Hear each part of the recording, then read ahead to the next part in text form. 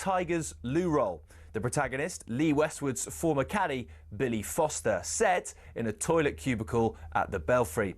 As he went to relieve his first morning nerves, Foster noticed only one of the two cubicles had loo roll, and while he was seated, in came a tiger into the empty cubicle, and he realised his mistake all too late. So Foster took some paper, reached under the cubicle with a rescue offering, and as Tiger went to take it, Foster uttered the words, "Europe, 1-up."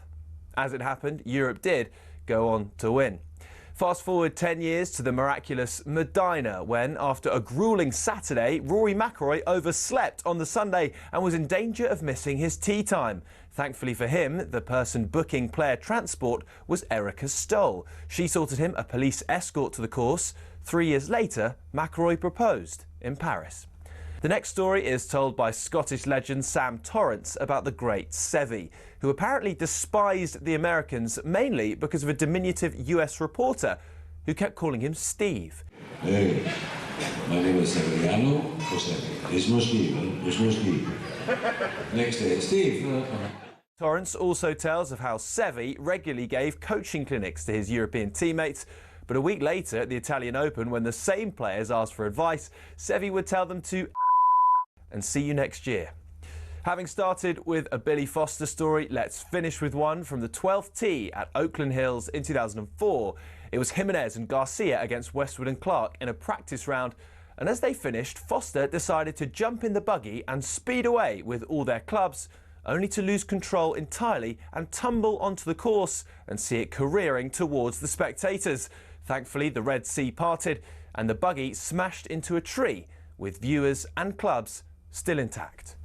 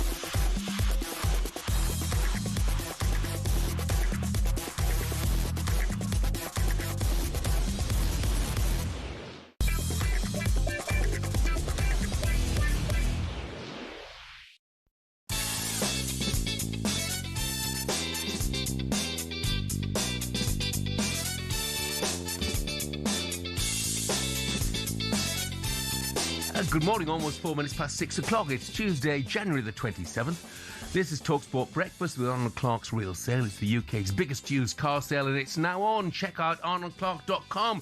I'm Jeff Stelling, and I'm pleased to say he's just nipped in advance of Storm Chandra. And he's here in the studio. Ally McCoist. Morning, Coisty. How are you, Jeff? Who names these? It's stupid. I was thinking exactly that. A, why do you bother Storm naming Chandra. them? And Chandra? I mean, if you're going to name I've never met or heard of anybody called Chandra. I'm sure there are lots of Chandras out there. Yes. I don't know them. And I would guess the vast majority of all the Chandras out there are very peaceful, cool, calm and collected. Yeah, you don't if you're going to name a storm, make it an aggressive name. Yeah. Has to be. Yeah. Make it, a name of Storm Vivian. Yeah. I was thinking of Storm Donald. Yeah. But do you know what I mean? Give a proper name. Yeah, I know. So you prick your ears up and say, oh dear, there's a storm on the way. Yeah, it looks pretty grim out there, though, doesn't it? Oh, it's murder at Swan Crossing, wasn't it? I know. And I got a text late last night saying your journey may be disrupted just going home on the trains. I'm thinking, today, the storm hasn't even hit yet. We don't know what it's going to be like. You don't handle storms very well, you lot, do you really? No. Snow and things like that. You lot? Oh, you're Scottish again. Yeah. Well, I meant, no, when I say you lot, I mean south of Manchester. Yeah. I think up north, I think we handle it a lot better. We don't handle weather particularly well in this country. No. So we get so much rain, and yet there are droughts during the course of the summer. Man, Everything. Hose pipe warnings. Yeah. How can we in the west of Scotland have a hose pipe warning? Yeah. I went many years ago now to Copenhagen to do Copenhagen against Chelsea in the Champions League. And it snowed and it snowed and it snowed right throughout the match and right throughout the night. And I woke up and there's about 5 inches of snow on the floor, and I'm thinking, there's nowhere we're taking off today. Got to the airport, no problem. No problem at all. In this country, a little flurry, we're not going anywhere. I was in, I'll quiz you. Pearson Airport. Where's Pearson Airport? Any idea? It has to be somewhere in the States with a name like that. Well, actually, it's Toronto. I'll give you it. Yeah. And I'll tell you, proper snow. Snow, real snow. And of course, the runways, everything's absolutely perfect. Airport's perfect. I'm thinking, seriously, at the very least, there's going to be delays here. Yeah. No, nothing at all. Not a thing. Perfect. Yeah, absolutely perfect. I know. So you enjoy your football? Did you watch last night? I did, yeah. Well, I had one eye on, most of my focus on Everton against Leeds, but I was in the sports bar over the road there watching it, and on their next screen was Norwich Coventry, so got to look at both of them, What a job he's doing, isn't he? Oh, how has he turned that round, What a job and Cover leading at half-time, and there was no messing around, changes at half-time, changed the whole pattern of the game, and I think it's 6 wins in 9 now. Yeah. I think I looked at the 14, 15. Incredible. Yeah. He's done a great job and he's doing a great job. Yeah. I was travelling down, so I missed the game, watched the highlights. Was it the original game of two halves? The original? It was absolutely. I looked at. It was absolutely the original game of two halves. First half, Leeds, I said to producer Ollie, Leeds played with a swagger that sort of belied their position. They were terrific. And Everton couldn't get out in their own half, couldn't string two passes together. And then Moisey changed it at half-time. Yeah. Credit to him, changes it at half-time. And the second half, there only looked to be one winner. In the end, I think a draw was absolutely fair. Yeah. Absolutely fair. And you know what? Of course, they'd both take it, wouldn't they? Of course they would. I think so. Absolutely, I think so. It's been an interesting weekend, really, when you think about it. I was at West Ham on Saturday. Boy, did they play well first half. Well, brilliant. Incredible. No, they were excellent. They're outside. Sunderland were awful. Oh, terrible. But hey, they're allowed the odd bad one, aren't they? I think, absolutely. I don't think we can grudge them that, the performances they put in this season, and obviously Forest the next day. That evening. So, no, it's been an interesting weekend, one thing and another. But you're right, I just think, watching the highlights, you look at Leeds, and they're playing with complete freedom. Yeah, they were terrific. I don't know what's happened to Brendan Aronson this season. Oh! But he's been one of the players of the season. Yeah. He's been sensational. By the way, nothing gets you talking more than, the only thing that gets you talking more than football, really, is the weather. And off we go. Harvey says, morning, chaps. Harvey here, Fulham fan. Taxi driver just driven up the entry from Basingstoke to Heathrow, and the weather's pretty awful out on the road. That's not what I want to hear. I'm going past Basingstoke, Harvey. Oh, Harvey. And we talk about names. Dave in Somerset. Morning, Jeff. Morning, Ali. Talking about storm names. Apparently the next one is called Dave. Now, that's a proper name, Destruction Dave. And that comes from Dave in Somerset. Winston from Derbyshire's on his long journey back from Scotland, and yesterday he said he was looking into why they name storms. It's to bring more awareness to people to take note. You know what? My thought is that the torrential rain and the winds will make people take note rather than the name that they... I think you're right. I can't see me panicking in the house, screaming, lads, boys, got up early. Why? Dave's on his way. Yeah. Do you know what I mean? It's not really working, that, is it? Anyway, look. Back to last night. What a turn of events, by the way, for Tierno Barry as well. Yeah. 4 goals in 6 games he's got now. Everton grabbed a point. They almost took all 3 in the end. But sitting inside the top 10, not enough to please all Evertonians. Chorus of boos ringing out the Hill Dickinson at half-time at least. 3-time Premier League winner Steve Bruce was on commentary last night for us. He had this to say about the half-time boos. They're in the top 10. I don't think much more people would have thought after 23 games that Everton would have been in the top 10. Obviously, they're going to miss people like Grealish. They've been done so well over the last month or so with the players they're missing. Certainly the two boys who've been away in Africa will certainly help them in the long run with it. And typically, who's not surprised when you've got David Moyes at the helm, because this is what he does. You know, this is what he does year in and year out, and does it really, really well. It's becoming a bit of a habit, isn't it? Booing sides. I think there were boos at the Emirates at the weekend as well when Arsenal lost home to Manchester United. I mean, No. it's not an everyday occurrence that No, Arsenal lose right. at home, is it? No. I mean, come on. I will fight for the right for the football supporter to air his views. Yes, completely. 100%. But I think sometimes there has to be a bit of realism. Would you not agree? I mean, Arsenal are flying. They've been beaten by Manchester United's side, who have put in two of their best performances in years. They're still sitting top of the league. They're in 4 competitions. Do you know something? Did any of the Arsenal fans come on yesterday? Because I'd like to ask them what they were exactly booing. Was it the performance? Was it the players? Was it the manager? Was it, I'd love to know what they were booing, really. We had a lot of Arsenal fans, so it wasn't something we addressed specifically.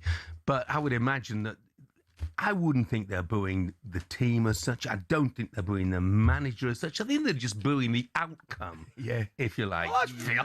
Don't have a problem with that. They were naturally disappointed, and in the circumstances as well. Because there's been this outpouring of joy when they got the 2-2. Yeah. And then immediately to go behind again. Oh, by the way, United's, all of United's goals. I know the first one was presented on a plate, but Mbumo still finished it brilliantly. The other two, except. See if he doesn't finish that, by the way. Bruno would have been well within his rights to have a word with him immediately at half time. I just think he's not got to do it because he scored and it's a great good goal. But Bruno's got the easiest of tap-ins. I don't know if you can recall it. When the pass is initially cut out, when he draws the goalkeeper, it looks the easiest thing in the world, just to roll it to his left hand, saying Bruno for a tap-in. But he took the responsibility, finished it well, and I mean Cunha came on as well. I mean, I really like. It was in quiet. I think the last time he came on, I watched, he was slightly quiet, but I like the forwards that they've signed. I do like Mbuemo. I like Cunha. The back 4 looks as though it's got a completely new lease of life, which is one of the most important things. Harry Maguire. Yeah. And Luke Shaw, thought he had an excellent game against Saka. Martinez. Yeah, brilliant. Yeah. I mean, look, it was a fantastic game and a brilliant game if you're a Manchester United. Really enjoyed it. And by the way, just thinking about last night, I couldn't help but think when Dominic Calvert-Lewin hit the post, it was 1-0 already, the Leeds at that stage. Dominic Calvert-Lewin hit the post. Oh. Andy Burnham had said earlier on X, he said, with the week I've had, it'll be just like Calvert-Lewin to score a hat-trick for Leeds tonight. So Andy, I know you were fearing the worst. Morning, by the way, mate, as well. God. I know. That's a good line. That would have finished his couple of days off, wouldn't it? It certainly would, yeah. By the way, yesterday, I should tell you that somebody texted in and called Gabby and I a pair of Herberts. Okay, so anyway, Andy in Solihull has just said, morning, Jeff and Ali. I've just heard that the next storm is going to be called Storm Herbert. Very good. Brilliant. Thank you very much indeed, Andy. Right, we'd love you to get in touch with the show this morning. 03717223344 is the number you need. Is booing become too frequent in football? Arsenal fans, what were you booing about? Was it the outcome rather than the performance? 4 points clear at the top with the Everton booing at half-time. Everton fans, top 10. So what would you expect? What's a good season for Everton this season? And I would argue top 10 squeak of a chance for Europe is a decent season. You may disagree. Tell us what you think. 03717 223344. Up next, we'll turn our attention to the back pages and whether Cole Palmer's future could be away from Chelsea.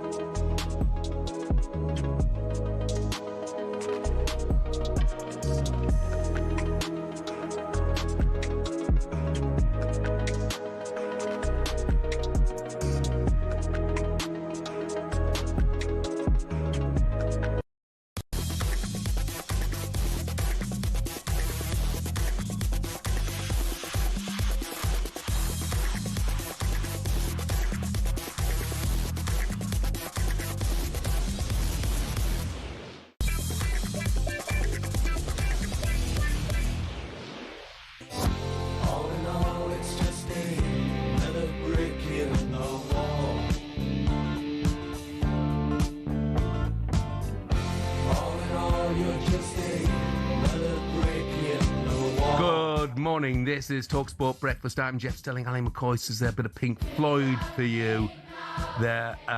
Why we're playing it is because Nick Floyd, the drummer, Nick Mason. Nick Mason. Nick Mason. Nick Mason it is. It says here Nick Floyd was Dear me. Nick Mason turned 62. Nick Floyd. I know. Look, it's a little slip. Ollie, come on. But look, I'm slightly disappointed, Ed, because I know Another Brick in the Wall. I know it's a big hit for them and things like that. But Great song. Dark Side of the Moon. That for me, that's I shouldn't use this phrase. It is different gravy. Okay, different gravy. I would argue that Dark Side of the Moon, possibly the greatest album ever made. Oh. So much Breathe, Us and Them. Great Gig in the Sky. Oh, brilliant. I mean, it sounds as good today as when it was made. I didn't shoot you down, by the way, immediately. I just went, incredible shout. Here we go. Yeah. It's a fantastic album. Oh, Absolutely man. fantastic album. However, for me, I think The Wall's a great album. Comfortably Numb would be one of my favourite songs. Yeah. Money. I tell you, believe it or not, Jeff, you might not know my favourite. The album of Division Bell, Take It Back, is one of my favourite Floyd songs. It's a fantastic song. It's amazing how they developed. I remember the days of See Emily Play, the early hits. But, oh, man, what a band. What a band they What were. happened? Did they have a fallout at the end? I don't know, mate. Dave Gilmour and...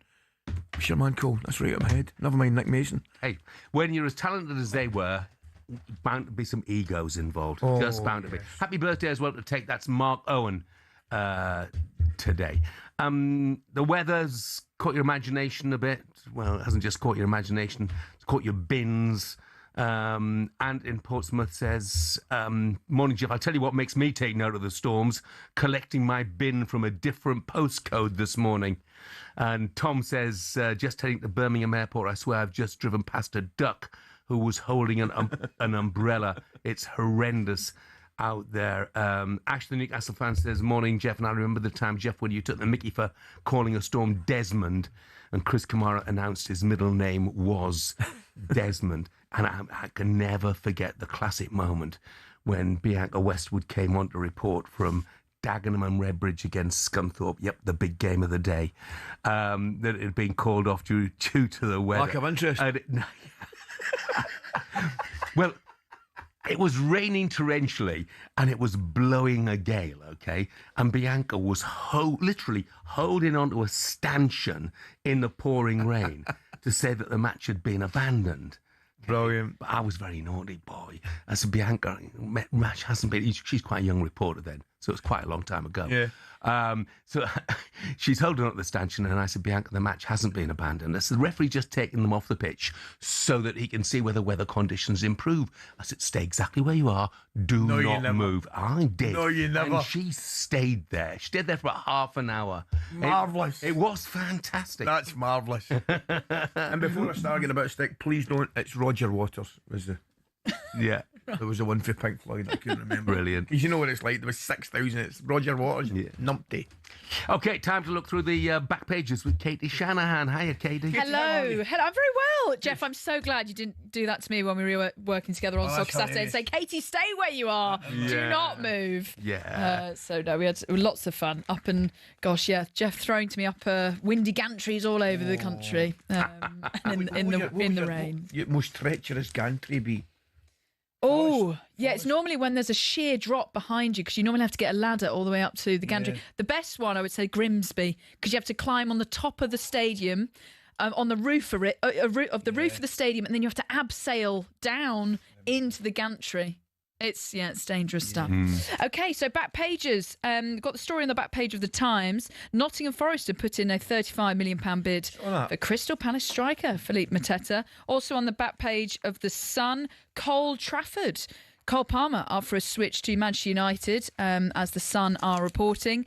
And then we've got this back page of the Daily Star, here to stay as Harry Kane has opened up talks with Bayern Munich over a new contract, which would see him finish the his top-level career with the German champions. So let's start with Nottingham Forest, this £35 million bid for Mateta.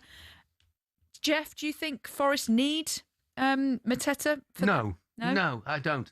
I think the boy who plays up front, Igor Jesus, does a good job for them now. Doesn't score enough goals, but he scored at the weekend. And they've also got Chris Wood, got Ty. Somebody's got to go.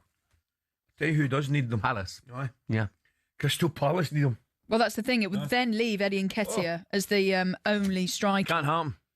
I just don't, unless they've got a ready-made replacement, I don't think it can happen. But the argument would be... They're not out it. He's made it clear he wants to go. Yeah. So do you keep somebody who wants to go? Yeah. But he's also made it clear, by the way, he wants Champions League football. Well, he's not getting that with Forest. No. That's very true. No That is chance. very true. None whatsoever. If it's in the best interest of the club, he can't go. If you sit him down and talk to him and say, look, you can go in the summer, we need to, because I've just had a quick look at the league again. You know, they could get sucked into it easily. They could get sucked into it. Oh, I think they're in it. Huh? I do think they're in it. But I think Palace have probably made it clear that they will sell, providing they can find, providing the money's right and there's a replacement. Yes. Then that's a different argument, of course. Yeah, Palace not won in 11 league and cup games now. Sold the captain, obviously Mark Gay. Oliver Glasner's going to be leaving soon, and then Mateta. And it's all just going from bad to worse. Right, this story on the back page of The Sun. This is interesting this morning. Pictures of Cole Palmer, Cole Trafford, as Cole Palmer is open to a sensational transfer to Manchester United. So Sun Sport are saying that the Chelsea player is unsettled in London after 2.5 years from his move following Man City. Sources have said that he's not open to return to City, but he is open to welcome any interest from United, the club he supported as a boy. Where'd you sit on this, Ali? I don't see it happening. Unless it's a real pull and he wants to go to the club he supported as a boy. Something is wrong at Chelsea, though, isn't it? Oh, yeah. For him. Yeah. And he, you look, I don't know how important it is playing in the World Cup for him, but at the moment, he's looking like his seat is being taken by somebody else. Yeah. I was saying he's got a better chance if he goes to Manchester United and going to the World Cup. I'm not sure. I think they're going to be talking about later in the year, aren't they? I would guess. I think it'd be the summer, because if Bruno, this is also the back page of the Mirror here, bank Bruno, Manchester United will have to break the bank to keep Bruno at Old Trafford this summer. Fernandes is considering his future and will be inundated with offers at the end of the season, pushing United to have to go around 400 grand a week to convince him to stay. So if Fernandes were to leave, then Palmer could come in. Say that again. Sorry, did they not offer him a contract, Katie, at the end? Was it the end of last year when there was talk of him going to Saudi? Yeah, there was talk of him going to Saudi. I'm not quite sure how that developed in the end, but... Maybe there was no contract extension. I mean, look, he's such a phenomenal player for them. Through the worst of times, he's been absolutely brilliant. He really has. Well, here we go. To answer your question, he came close to leaving United last summer, but rejected the chance to join the Saudi Pro League. Yeah. Okay.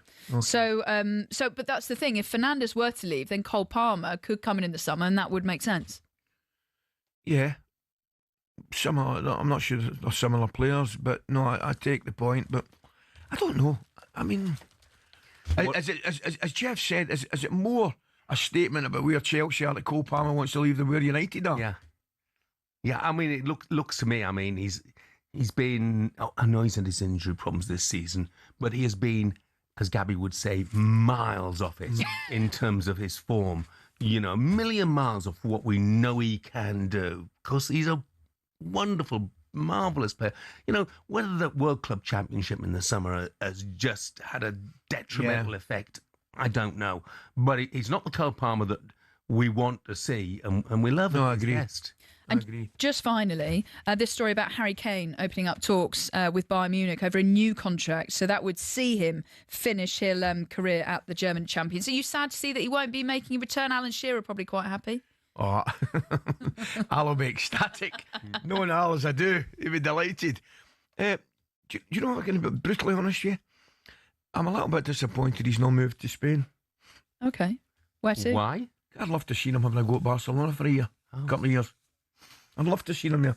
Yeah. I'd love to have seen him. I mean, clearly you want to see the best players back in our country playing at the top level. So that is an element of disappointment there. I'm genuinely delighted for Harry Kane, for the way he's went over there, for the way it's worked out, for the way he's performed, the way he's put the ball in the back of the net, which has been nothing short of phenomenal. But it was just a little bit of me, personally. I wouldn't mind seeing him in Spain for a year, couple of years. I understand it, though. He's loving life in Munich. He's scoring a load of goals. If he came back to this country, where would his options be? United? Mm-hmm. Maybe. Yeah, maybe. And that would be a decent option. There's no doubt about that. But look, he's out. I think also he's out of the media spotlight. Yeah. He doesn't have to answer 1,000 reporters every time he sneezes. Yeah. Simon said, just turned on, thought I was listening to the old grey whistle test with whispering Jeff Stelling. He says, and we've got a couple more here. Martin said, I knew this would happen. Martin says, what? Dare from Human League. Yeah, Martin it's and a great album. Yeah, I honestly, I don't know it. It's a brilliant album. But Paul says, totally agree. Said, Brain Damage is the perfect song, an end to an album. But if Shine On You Crazy Diamond was on Dark Side of the Moon, then that would be that. You cannot beat it. You got a favourite album, Katie? Oh, come back to me on that one. I'll tell you what you can't get. You can't get two more contrasting albums than Dark Side of the Moon and Dare by the Human League. Really? Well, actually, I do have a favourite album. This is a bit more current, though. Frank Moody, Dream is Colour.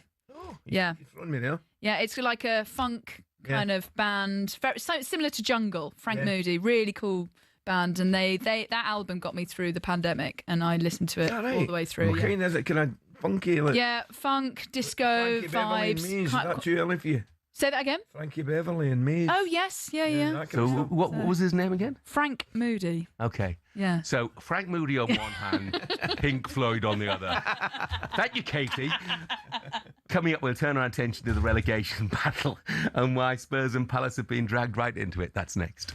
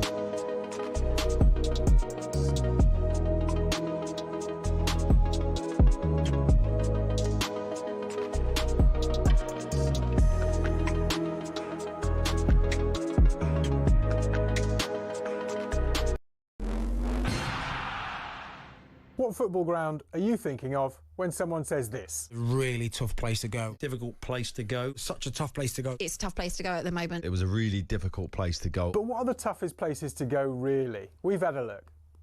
Forget a cold, wet Tuesday night in Stoke. Try a blizzard 220 miles inside the Arctic Circle. These two boys and their brooms were absolutely no match for it. We're staying in Scandinavia for Scotland's toughest away day on the side of a cliff in the Faroe Islands in Euro 2000 qualifying. The pitch at Toftir was like a cow field, never mind those gale force winds. The Faroe Islands part-timers equalised in stoppage time, cue Scandi scenes. But away trips don't come tougher than playing Bolivia at altitude in La Paz. Or so we thought. The Bolivians have now taken home advantage to another level, literally 500 metres further up the Andes to the country's highest city, El Alto, 4,100 metres above sea level. Meanwhile, the loudest stadium in world football officially is the Ali Sami Yen, where Galatasaray fans set a world record of 131 decibels. That's louder than Motorhead. But our most intimidating away day is in Wales. Prison team HMP Prescoed was briefly kicked out the Gwent League over concerns about young opposition having to go in there. Now that's a tough place to go.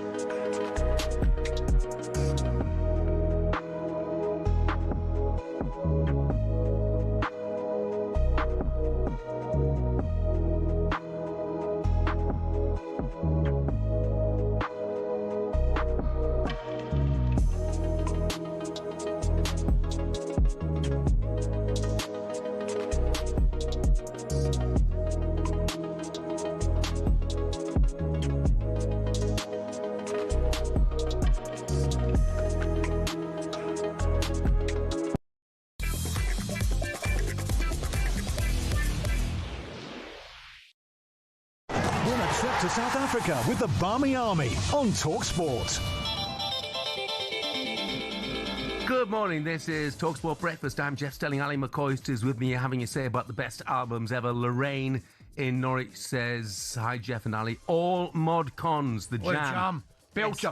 Album Belcher. ever. Great album. She says, I love the Jam. Great album.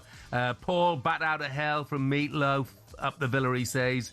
Noodles says the Joshua Tree by U2 has to be up there as well. Alan in Croatia, morning Alan, best album. Paul Weller and Stanley Road, fantastic. Tom says, what's the story? Morning Glory, bit of Oasis. Excellent. Excellent. You know, just there's so many of them. We'll come back to them. Now, if you like your cricket, listen up. England return to South Africa next winter, and as always, the Barmy Army will be out there in full force, and this time you could be there too. You certainly could. Now we're giving away a week 4 to, I beg your pardon, at the 2027 New Year's Test in Cape Town. Every day of the match at one of the world's greatest cricket grounds with flights, hotel and spending money all covered. It's your chance to secure 2 spots with the official Barmy Army, so you'll be right in the mix with the rest of the gang. Listen up, here's how to enter. For your chance to win, text the word WIN, WIN, to 83338. Text costs £2.50 plus your standard network rate, or you can call 0343 418 7260. Lines close on the 6th of February at 4 o'clock. That's when you need to answer your phone if it rings. 18 plus, UK residents only. This is a network promotion. Full T's and C's at talksport.com. So for your chance to win, text WIN to 83338 and do it right now. Carlin Margate, Hunky Dory, David Bowie. Best album ever, absolutely brilliant. Time by ELO, says Craig. What about Rain Town by Deacon Blue? I didn't know. It's a great album. I didn't know Deacon That's Blue, a great album. You know, that was from Bernardo in Stretford. Thanks for all your suggestions. And now we're asking this morning, Spurs and Crystal Palace in a relegation battle. I mean, they're both on 28 points at the moment. West Ham are up there on 20. We already know the chaos that's going on at Palace. Oliver Glasner confirming he'll leave at the end of the season. Club captain Mark Gahey off to City. Adam Wharton suspended for the next game. Jean-Philippe Mateta being linked to a move to relegation rivals Forest. So, I mean, let's ask the simple question at the moment. Spurs and Palace, are they in the mix, Coisty? Yes. Palace more than Spurs, I think. And I know they're both in 28 points. I know the only thing that's separating them 6 goals. I think Palace have got a minus goal difference of 2, and I think quick look there. Tottenham's slightly better. My reason for saying Palace more than Spurs, I just think Palace are on one of them. Yeah, falling off the edge of the cliff, haven't they? I think they're on a seriously, I nearly said slippery slope, but you're right, they're falling off an edge of a cliff. And you have to say, the one thing you need when you're not only when you're winning things, but when you're fighting against things, is a togetherness. And I'm not sure they've got it at the moment, at this moment in time in the dressing room. Really, when you look at it, Mateta's saying he wants away. You've certainly not got it, I don't think, with a manager. Do you think it's just on that? Is it time for Palace to cut ties with Oliver Glasner right now? We know he's done a great job. Of course he has. But it's difficult once you've said, I'm going. I know. That is a massive decision, Jeff. One that you would have to get right. Personally, I don't really, because I would sit him down and say, right, Oliver, we know what you've said. We don't think it's been helpful at all. We know you want away. We know we really need to thank you for what you've given us, because you've given us times a lot of fans at Palace and players haven't experienced. But do you really want to leave in these terms? Is it you want to leave a club facing relegation, and a relegation against your name? No matter what happens, the relegation was still out against Glasner's name, and you'd find out where he is, and I would imagine there'd be a fight in him. Yeah, to say no. I mean, the reason that I think Spurs are in it as much as Palace, to be honest, is first of all the toxic atmosphere at the home games makes it extremely difficult. But they have a horror run coming. Manchester City at home, Manchester United away, Newcastle at home, Arsenal at home, and Fulham away, which is also difficult. And you wonder how many points from those 5 games they're going to take. The table now might look okay in comparison to what the table might look like in a few weeks' time. I do take your point. But then I'll be honest with you, Jeff, I just saw enough from him, particularly in that first half against Dortmund, to think they'll get results. Do you know what I mean? They were excellent, particularly opening 45 minutes against Borussia Dortmund in the Champions League. I know it's a different tournament, of course it is. I get that and I understand that. But I just saw enough from them to think they'll pick up results. Yeah. I do take your point. That group of games, dear me, particularly obviously the first couple against the Manchester sides, massive for them. But I think they've got more than Palace. Yeah. I mean, look, they are 8 points clear of the relegation place. And forgive me, Burnley supporters, but I think at the moment, are we accepting the Burnley 10 points off safety? Sadly, I am. They will almost certainly go. But you saw West Ham at the weekend. 3 wins on the bounce in all competitions now. From what you saw in the first half in particular. Oh, yeah. Are they putting together the sort of run that can keep them up? The worry for West Ham is I'll look at them defensively and I think they'll give up chances, you know. They're sitting very comfortable at the weekend. 2 wide boys were I thought were sensational. I mean, I thought Somerville, excellent goal. I thought Jared Bowen just gives you what he gives you. I mean, he's giving you that all the time. And the 2 new lads they've got through the middle worked their socks off. You know, Castellanos and Pablo, I think they work their socks off. They'll take a little bit of time to settle in, but, you know, I can see the fans are getting behind them. And I think they've got enough in forward areas to score goals, right? And they were miles better than they've been at the back. I just still think they'll give up chances. Yeah. When you look at them all, I mean, obviously Forest is still in the mix as well. Although, you know, with 1 or 2 of the games they've got coming up, they would definitely have a chance of how about Saturdays? How about this weekend's game? Massive game. What a game that is. The thing I look at Forest, though, is they have an owner who is not afraid to buy his way out of trouble if need be. Now, Tottenham may want to spend money, but they're finding it difficult. They brought Conor Gallagher in, but obviously not been able to get Andrew Robertson over the line. And Palace, I mean, they bought Brennan Johnson, but are they really going to go out and spend big to stay up? The question is, Jeff, as well. I mean, and to an element, Forest have it to a degree. I know they've got European football as a Palace, but are they that exciting an option at this moment in time for a top player? Yeah. You know, do you really want to go and sign yourself to a team who have a possibility of playing football in the lower division next season. I mean, the attraction for players again. I'm not sure it's there. I'm really not sure it's there. I just think Forest are, I know people keep saying it, but they're better than where they are. I really think Forest are better than where they are, and I don't see them. You look at Daichi, Jeff, and I just think Daichi knows how to get a result when he really needs one. Yeah, and obviously Forest Palace this weekend. If what a game that is. Does get a result, they're there level with Palace. Points, and then the alarm bells are really ringing. Of course they are. Ringing. Of course they are. If Forest can pull Palace right into it, it's an interesting one. I'm looking at West Ham and I'm thinking to myself, what do they want? What do they want? I think they want Forest to pull Palace into it. They clearly have to look after business themselves, but I think they want to pull another one into it if they can. Yeah. We haven't mentioned Leeds, and maybe there's a reason for that. Yeah. You know, because they're on a bit of a roll, aren't they? And look, they'd love to have won the game. I'm surprised by the amount of online criticism, by the way, that Daniel Farke got after that game, because a lot of Leeds fans felt they should have won it. I love Farke's approach beforehand, though.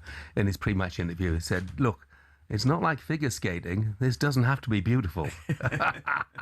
It made me laugh out loud. Brilliant. Let's put you on the spot. Come on.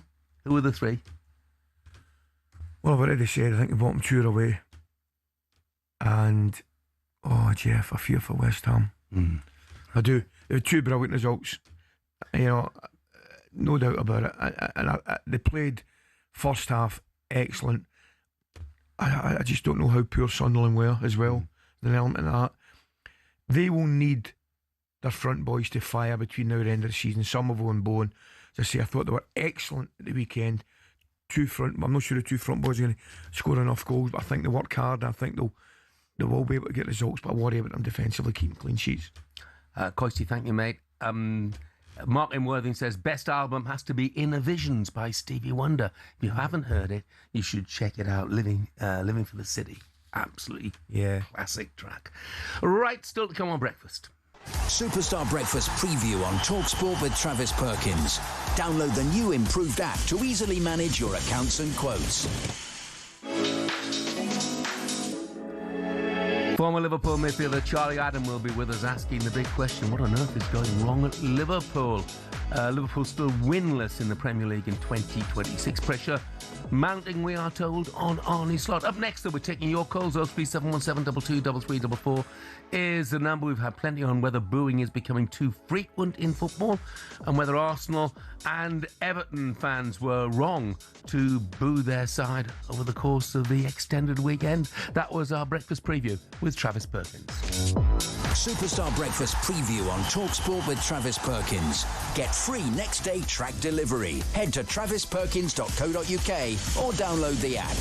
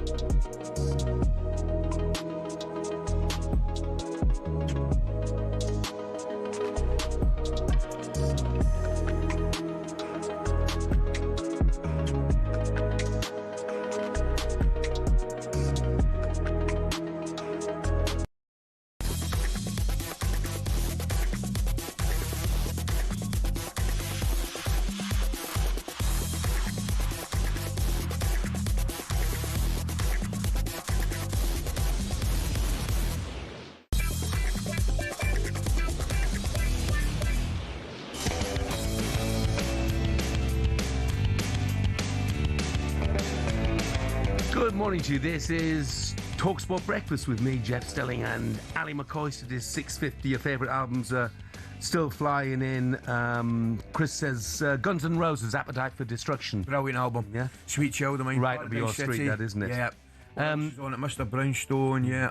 Glyn says City to City, which was one of your fellow countrymen, Jerry Rafferty. Yeah, absolutely. I was listening to it last night. Were you? I mean, that's unbelievable. Oh, well, wow. Is that the one with the Royal Mile and things like that on it? The classics on it, and not Baker Street. Oh my God! Right up my head. I'm going to look at it right now. Well, why do you do it? Of course, he was member of a band.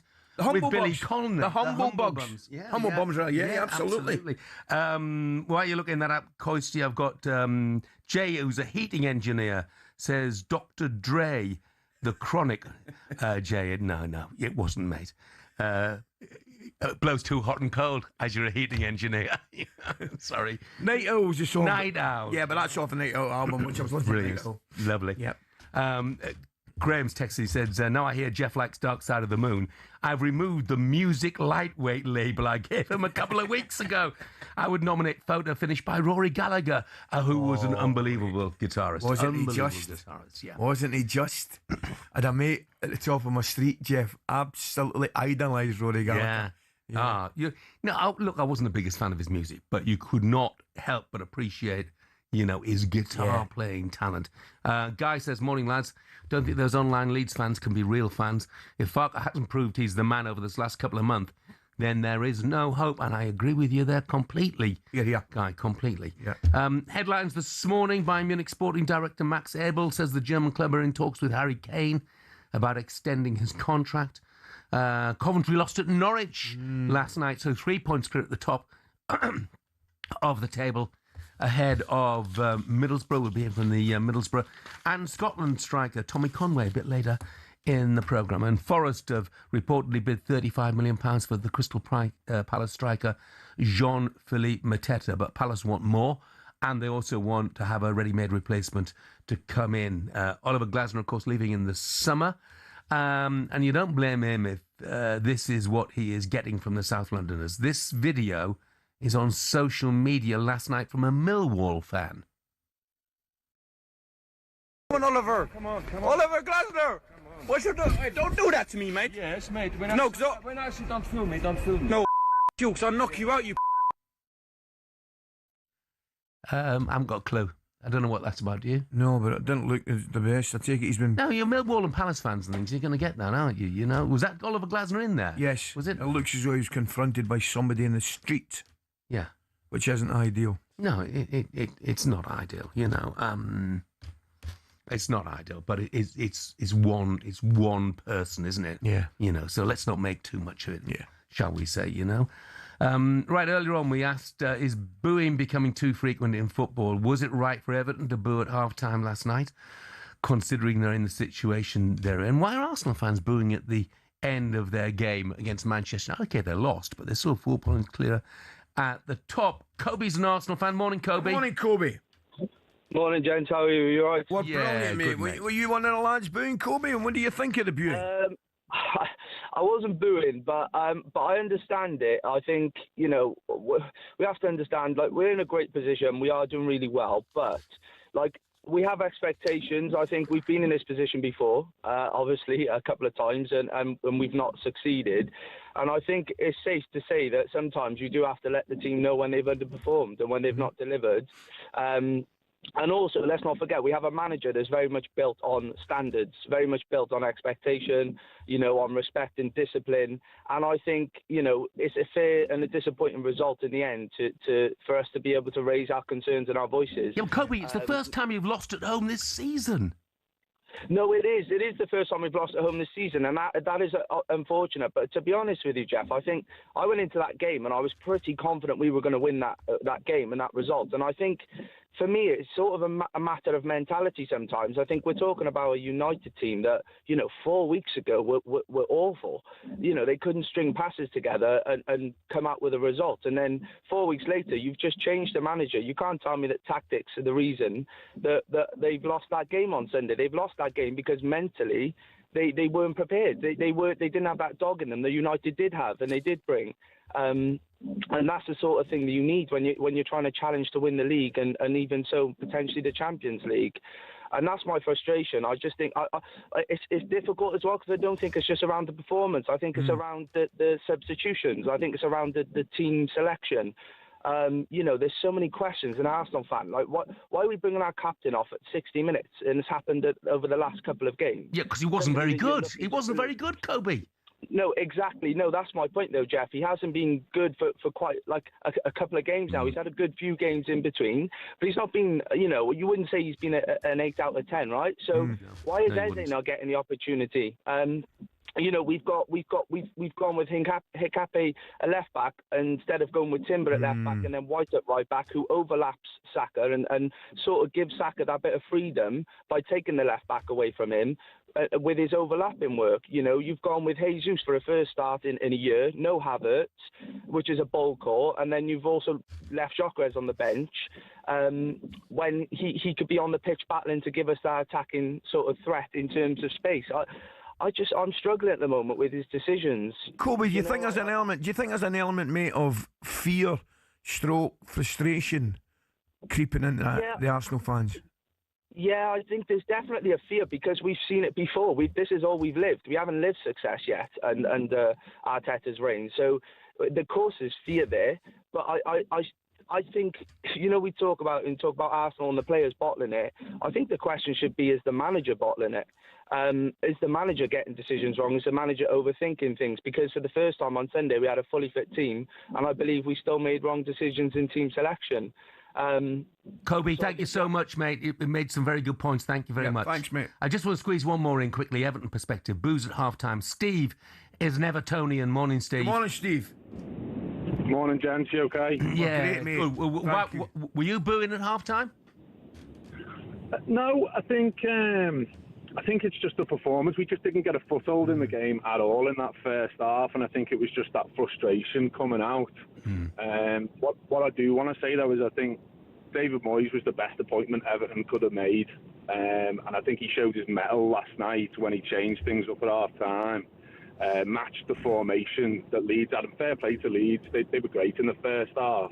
I thought Jared Branthwaite coming back for the first time made a massive difference. He had pinpoint passing into the midfield, letting the lads turn and start to actually build up a bit of a head of steam in the second half, which ultimately led to the goal. And I think 1-1 was a fair result. Tell me, mate, just a quick one. How are you enjoying the stadium? How are the fans taking to the stadium? We've struggled there, really, haven't we? I think the stadium and the facilities are unbelievable. I think it's moving from a place like Goodison is always going to take time. Yeah. And I think it's a completely different change in the atmosphere. But I think we're getting there. I think we still struggle with options going forward, and when you don't score goals, you're always going to struggle at times to get that momentum and string a few wins together. Steve, thanks very much indeed. Thanks, Steve. All the best. I tell you what, so many texts about albums. It makes you realise how much great music there's been over the years. Dino, Dire Straits, Brothers in Arms. Great album. Going back a long time, Stuart. Tapestry, Carole King, legendary album. Tapestry, yeah. Liam says Drake, Take Care.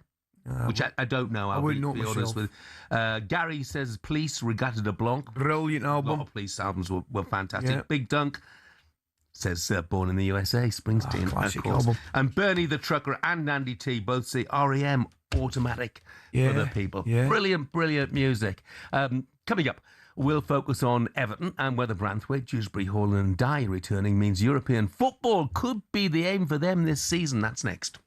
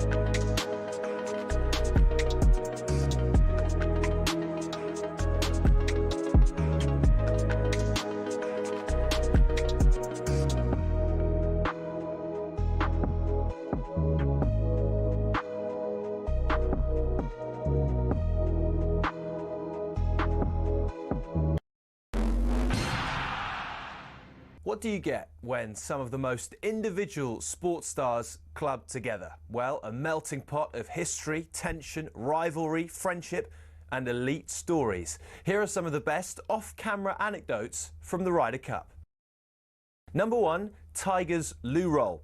The protagonist, Lee Westwood's former caddy, Billy Foster, set in a toilet cubicle at the Belfry. As he went to relieve his first morning nerves, Foster noticed only one of the 2 cubicles had loo roll, and while he was seated, in came a tiger into the empty cubicle, and he realised his mistake all too late. So Foster took some paper, reached under the cubicle with a rescue offering, and as Tiger went to take it, Foster uttered the words, "Europe, 1 up." As it happened, Europe did go on to win. Fast forward 10 years to the miraculous Medina, when, after a gruelling Saturday, Rory McIlroy overslept on the Sunday and was in danger of missing his tee time. Thankfully for him, the person booking player transport was Erica Stoll. She sorted him a police escort to the course. 3 years later, McIlroy proposed in Paris. The next story is told by Scottish legend Sam Torrance about the great Seve, who apparently despised the Americans mainly because of a diminutive US reporter who kept calling him Steve. Hey, my name is Severiano Josevi. It's no Steve, it's no Steve. Next day, Steve. Torrance also tells of how Seve regularly gave coaching clinics to his European teammates, but a week later at the Italian Open, when the same players asked for advice, Seve would tell them to and see you next year. Having started with a Billy Foster story, let's finish with one from the 12th tee at Oakland Hills in 2004. It was Jimenez and Garcia against Westwood and Clark in a practice round, and as they finished, Foster decided to jump in the buggy and speed away with all their clubs, only to lose control entirely and tumble onto the course and see it careering towards the spectators. Thankfully, the Red Sea parted and the buggy smashed into a tree, with viewers and clubs still intact.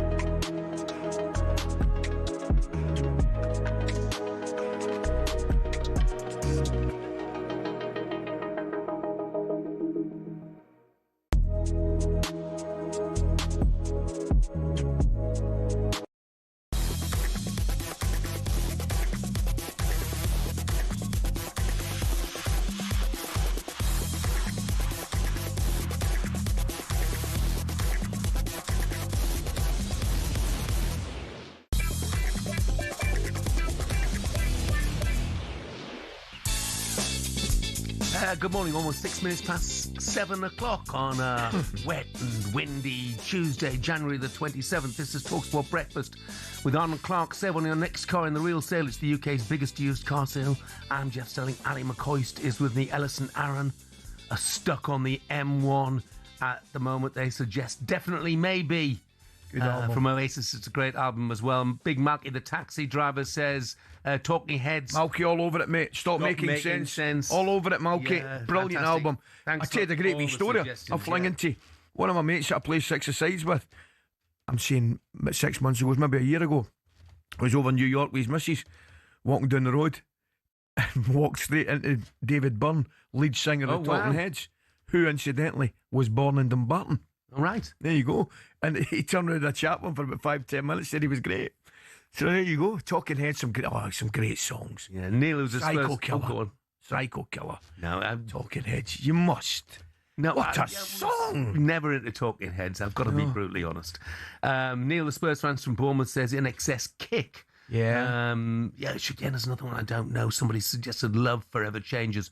Pure psychedelic genius. Well, that is going back, because that is, what, mid-60s? Something like that, I would think, for that. So I do remember it, though. And a lot of people, Bob in Devon included, come up with rumours. Fleetwood Mac.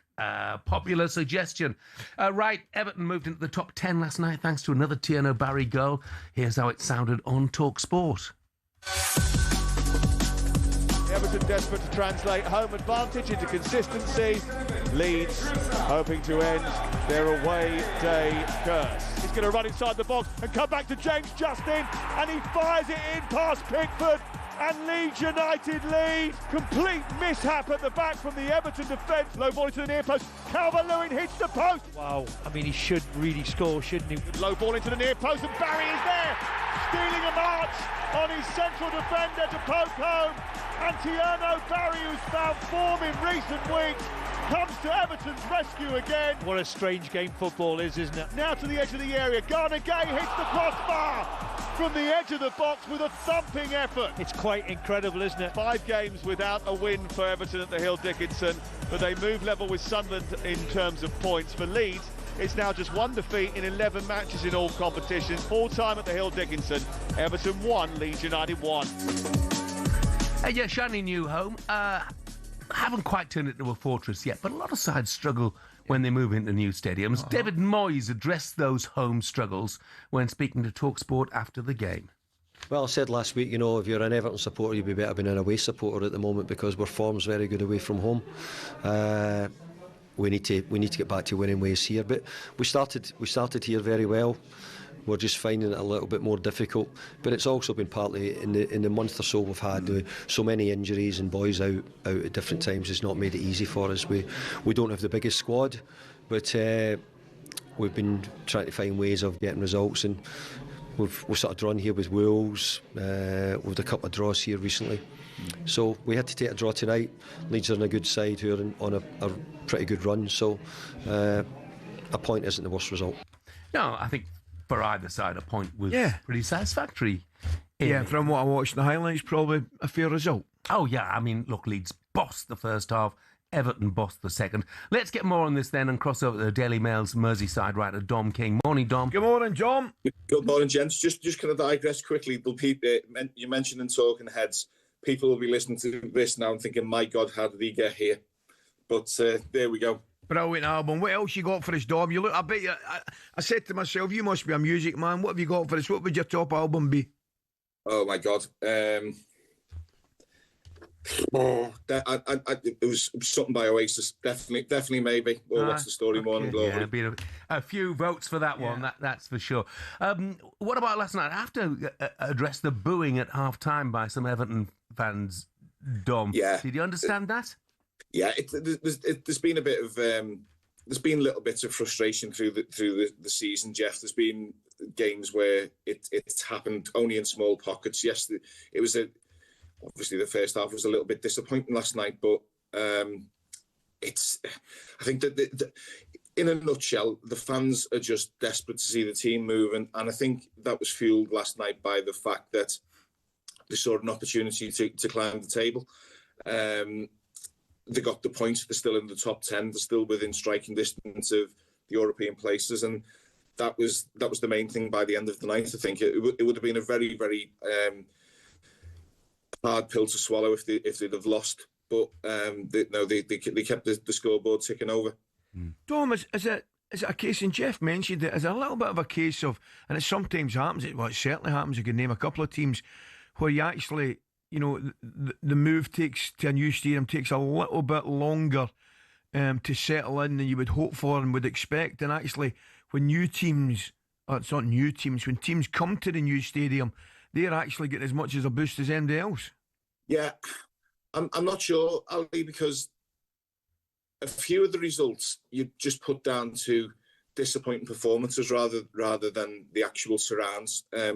Brentford and Wolves, the two that I was at recently, they just never played well in those games. It had nothing to do with being in the stadium. It was silly mistakes in the games and bad decisions, and reflective of a team that's still quite new and still being gelled together by David. But it's going to take. It's like the team in general. It's going to take time for them to settle in there, and it's going to take time for them to settle as a team. But they've got the right man who's moving them along forwards. Yeah, I mean, if I was an Everton fan, I'd be really positive at the moment. You know, Yeah. Iliman and Ndiaye and Idrissa Gueye back from the African Nations Cup, Branthwaite back, Jigsby Hall back, Charlie Alcaraz was back and on the bench, and they've got a centre forward who's now scoring goals as well. Not too much to complain about. Leeds, by the way, first half, goodness me, didn't look like a relegation threatened side, did they? No, not at all. Jeff, I'm really impressed by Daniel Farke in terms of how he's, I want to say, turn things around, because the body of work that he's done with Leeds has been excellent in terms of getting them into the Premier League and the style in which they did it last season from the Championship. But I was over at the training ground 10 days ago. I did a piece with him, and he speaks so very well, and you can see why the club are going in the right direction. I think they'll stay up, and they won't have any issue staying up. They look like a team. He's got them playing attacking football, and there's a really great spirit about them. Dom, what about across the city at Liverpool? No. I know, mate. It's just one thing after another, isn't it? I couldn't believe that at the weekend, mate. So I mean, I was on last Thursday morning after the Marseille game, and I'd suggested that I thought I could see the corner being turned. They were brilliant, mate. I was there. Brilliant against Marseille. And obviously what happened on Saturday happened, and you have to sort of deal with the feedback that's come over the weekend. But I was trying to make a point on social media after the game on Sunday. Well, I made it on Sunday. Liverpool have conceded 6 goals against Crystal Palace, Leeds, Man United, Bournemouth, Fulham. There's another one in there, Chelsea. Mm-hmm. Those 6 goals have cost them 10 points.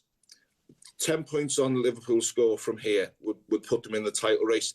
Now, I'm not saying if the point I was trying to make about this is the fact that they're conceding those goals in the last minutes shows how far off they are of being the ruthless team that they used to be. And that's what's costing them. There's an awful lot of issues for them to address. The mood is awful. Mate, just to back up what you're saying, they've lost nearly double the goals Arsenal have. Yeah. And Arsenal lost 3 at the weekend. And by the way, they're also the lowest goal scorers in the top 10. Yeah. Well, I was having a chat with someone last night. I don't think Liverpool have put a 90-minute performance together this season. I was trying to, they've had some great results against Inter Milan, and Marseille would probably, I'd go as close to saying Marseille was as close to 90 minutes as you would have wanted from them. But I don't think, watching Liverpool, I don't think anybody who's watched them consistently has been entertained and come away pairing after a 90-minute performance this season. I think that's a fair way to say it. Dom, thanks very much indeed. Great stuff, no Dom. problem at all. Cheers. Cheers, mate. Cheers. Ian says it's an indictment of the modern football fan to boo at any point of a setback. Social media and the extreme TV and radio opinions means fans are more entitled than ever. Unless a performance is 100%, a player or team are awful. Fans seem more worried about what opposition fans will say on X than supporting their players anymore. Thank you very much indeed for that, Ian. And for everybody with their albums, Steve says Billy Joel, The Stranger. Ash, Urban Hymns from the Verve, Gary says Painkiller by Judas Priest, which is not something I'm aware of. And Kelvin, Prince, Sign of the Time. Oh, Prince is absolute genius. Genius. Coming up, we'll turn our attention to England and their World Cup squad. Calvert-Lewin, Maguire, Mainu, Palmer. So many in with a shout. We'll discuss some of those on the fringes next.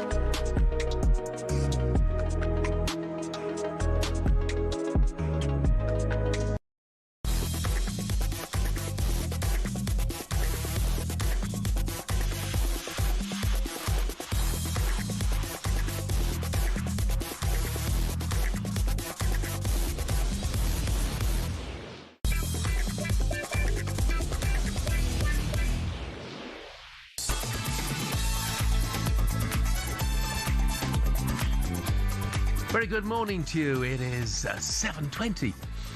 Tuesday, January the 27th. We've really started something here with your favourite ever. Oh, it is relentless. Look, thank you for them all. I have to tell you, a lot of them I haven't even heard of in the past. Some of the ones that I have.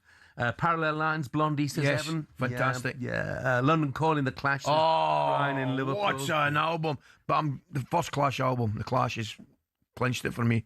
Harry says Blood on the Tracks, which is a Dylan classic, of course.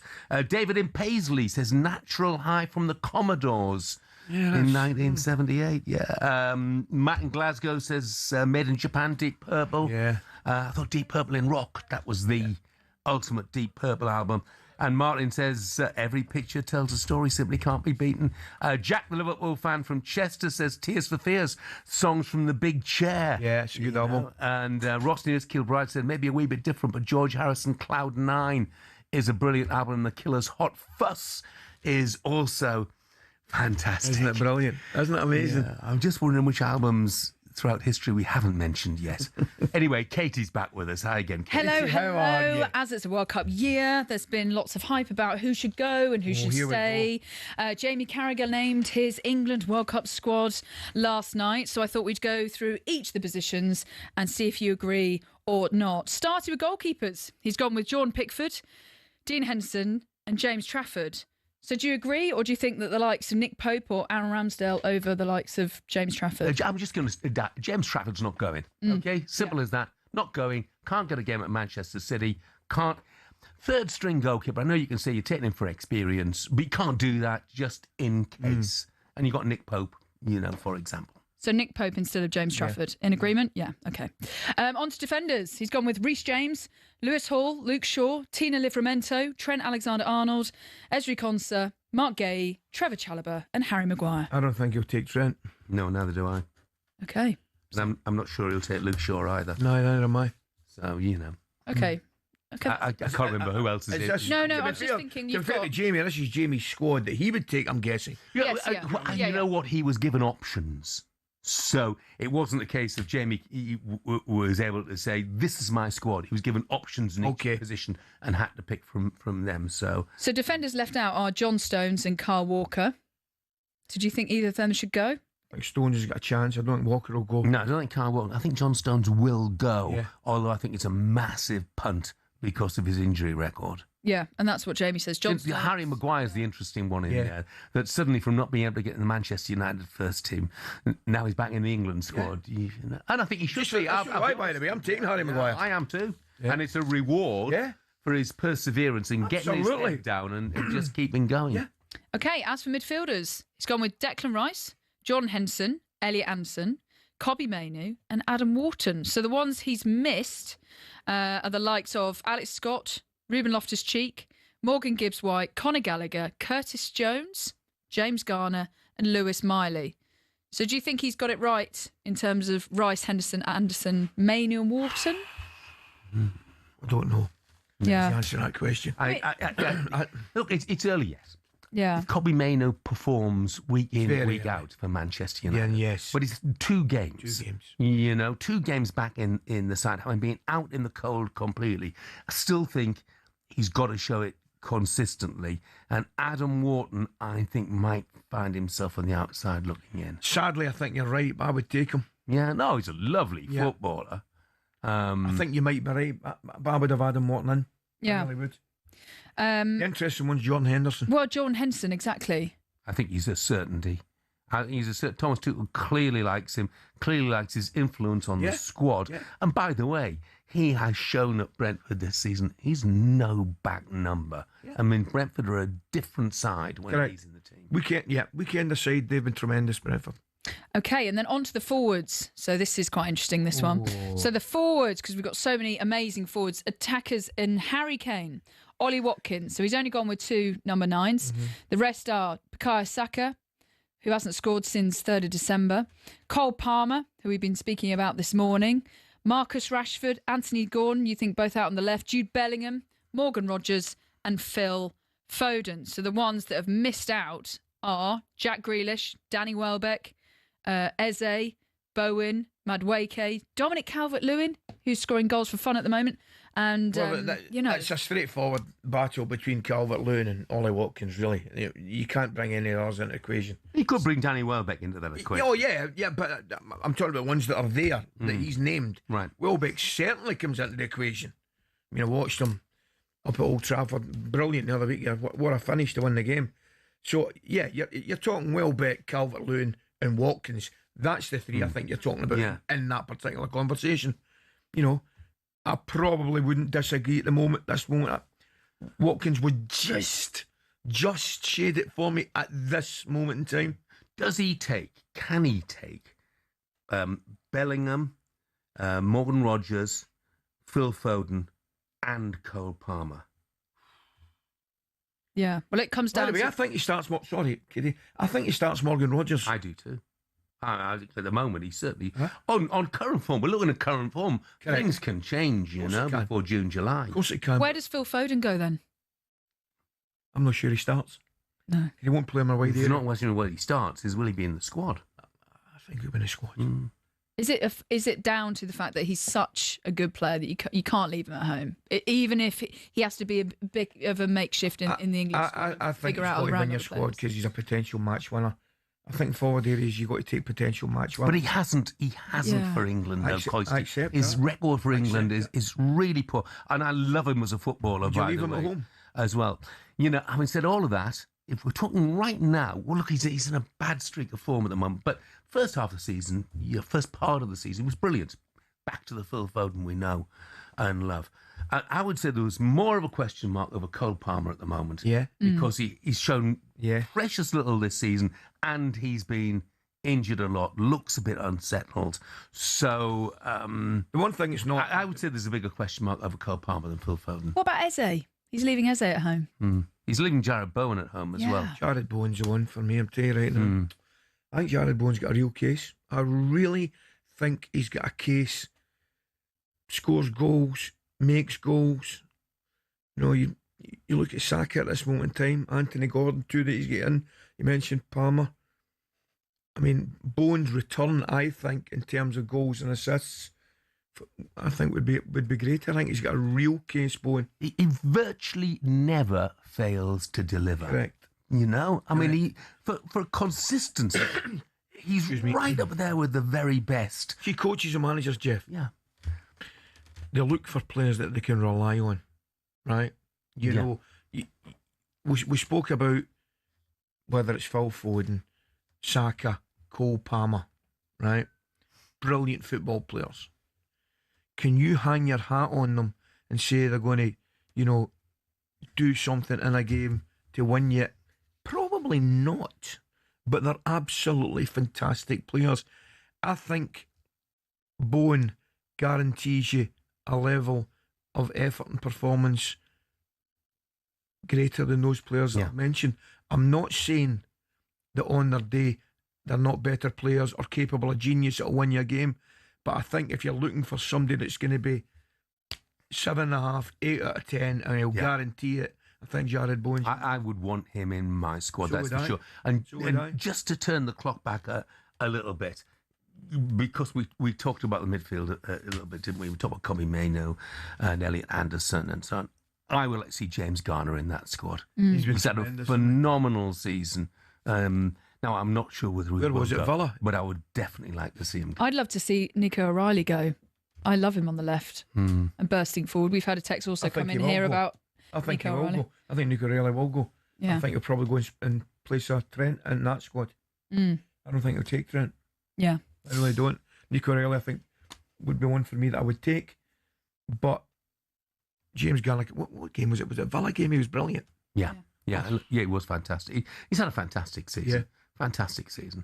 Katie, thank you very much. Don't forget the brilliant Matt Ford and Alex Brooker are back with another episode of How to Win the World Cup this Thursday, and they'll be focusing on goalkeepers. Brad Friedel is their guest. Michael said, Ali and Jeff, you're doing a fantastic job of increasing the average age of listeners with this music chat. Any danger in talking about some decent music? Well, where's your suggestion, Michael? Come on, don't just criticise. Back it up with a suggestion. Coming up, we'll turn our attention to the transfer market and whether Jean-Philippe Mateta could be on his way to Forest. And that's next.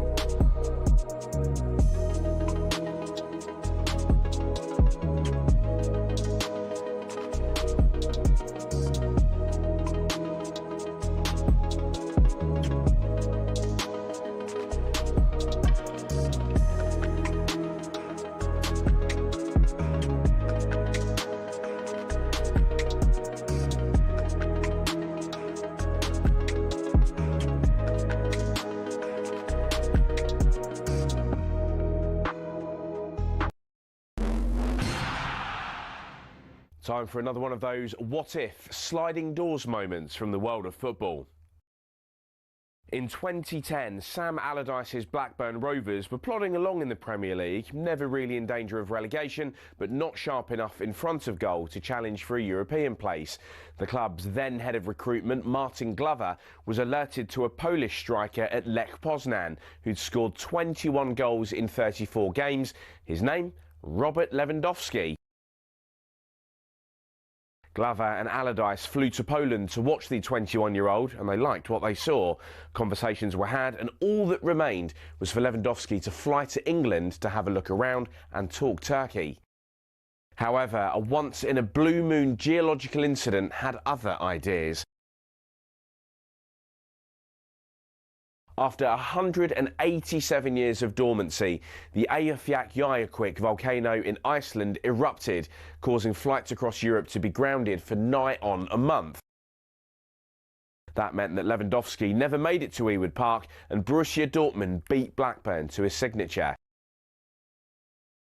He'd go on to win 10 Bundesligas and 1 La Liga at various clubs. Just imagine that sort of impact on Blackburn's history, Sam Allardyce's CV and the shape of English football itself.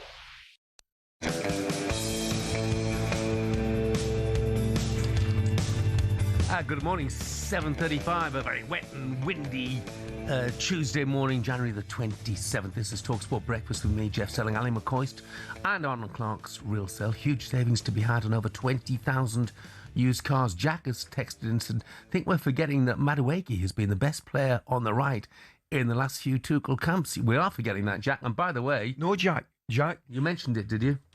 Well, I forgot. I did forget. Well, that's what he says. We're forgetting Madueke. You're spot on.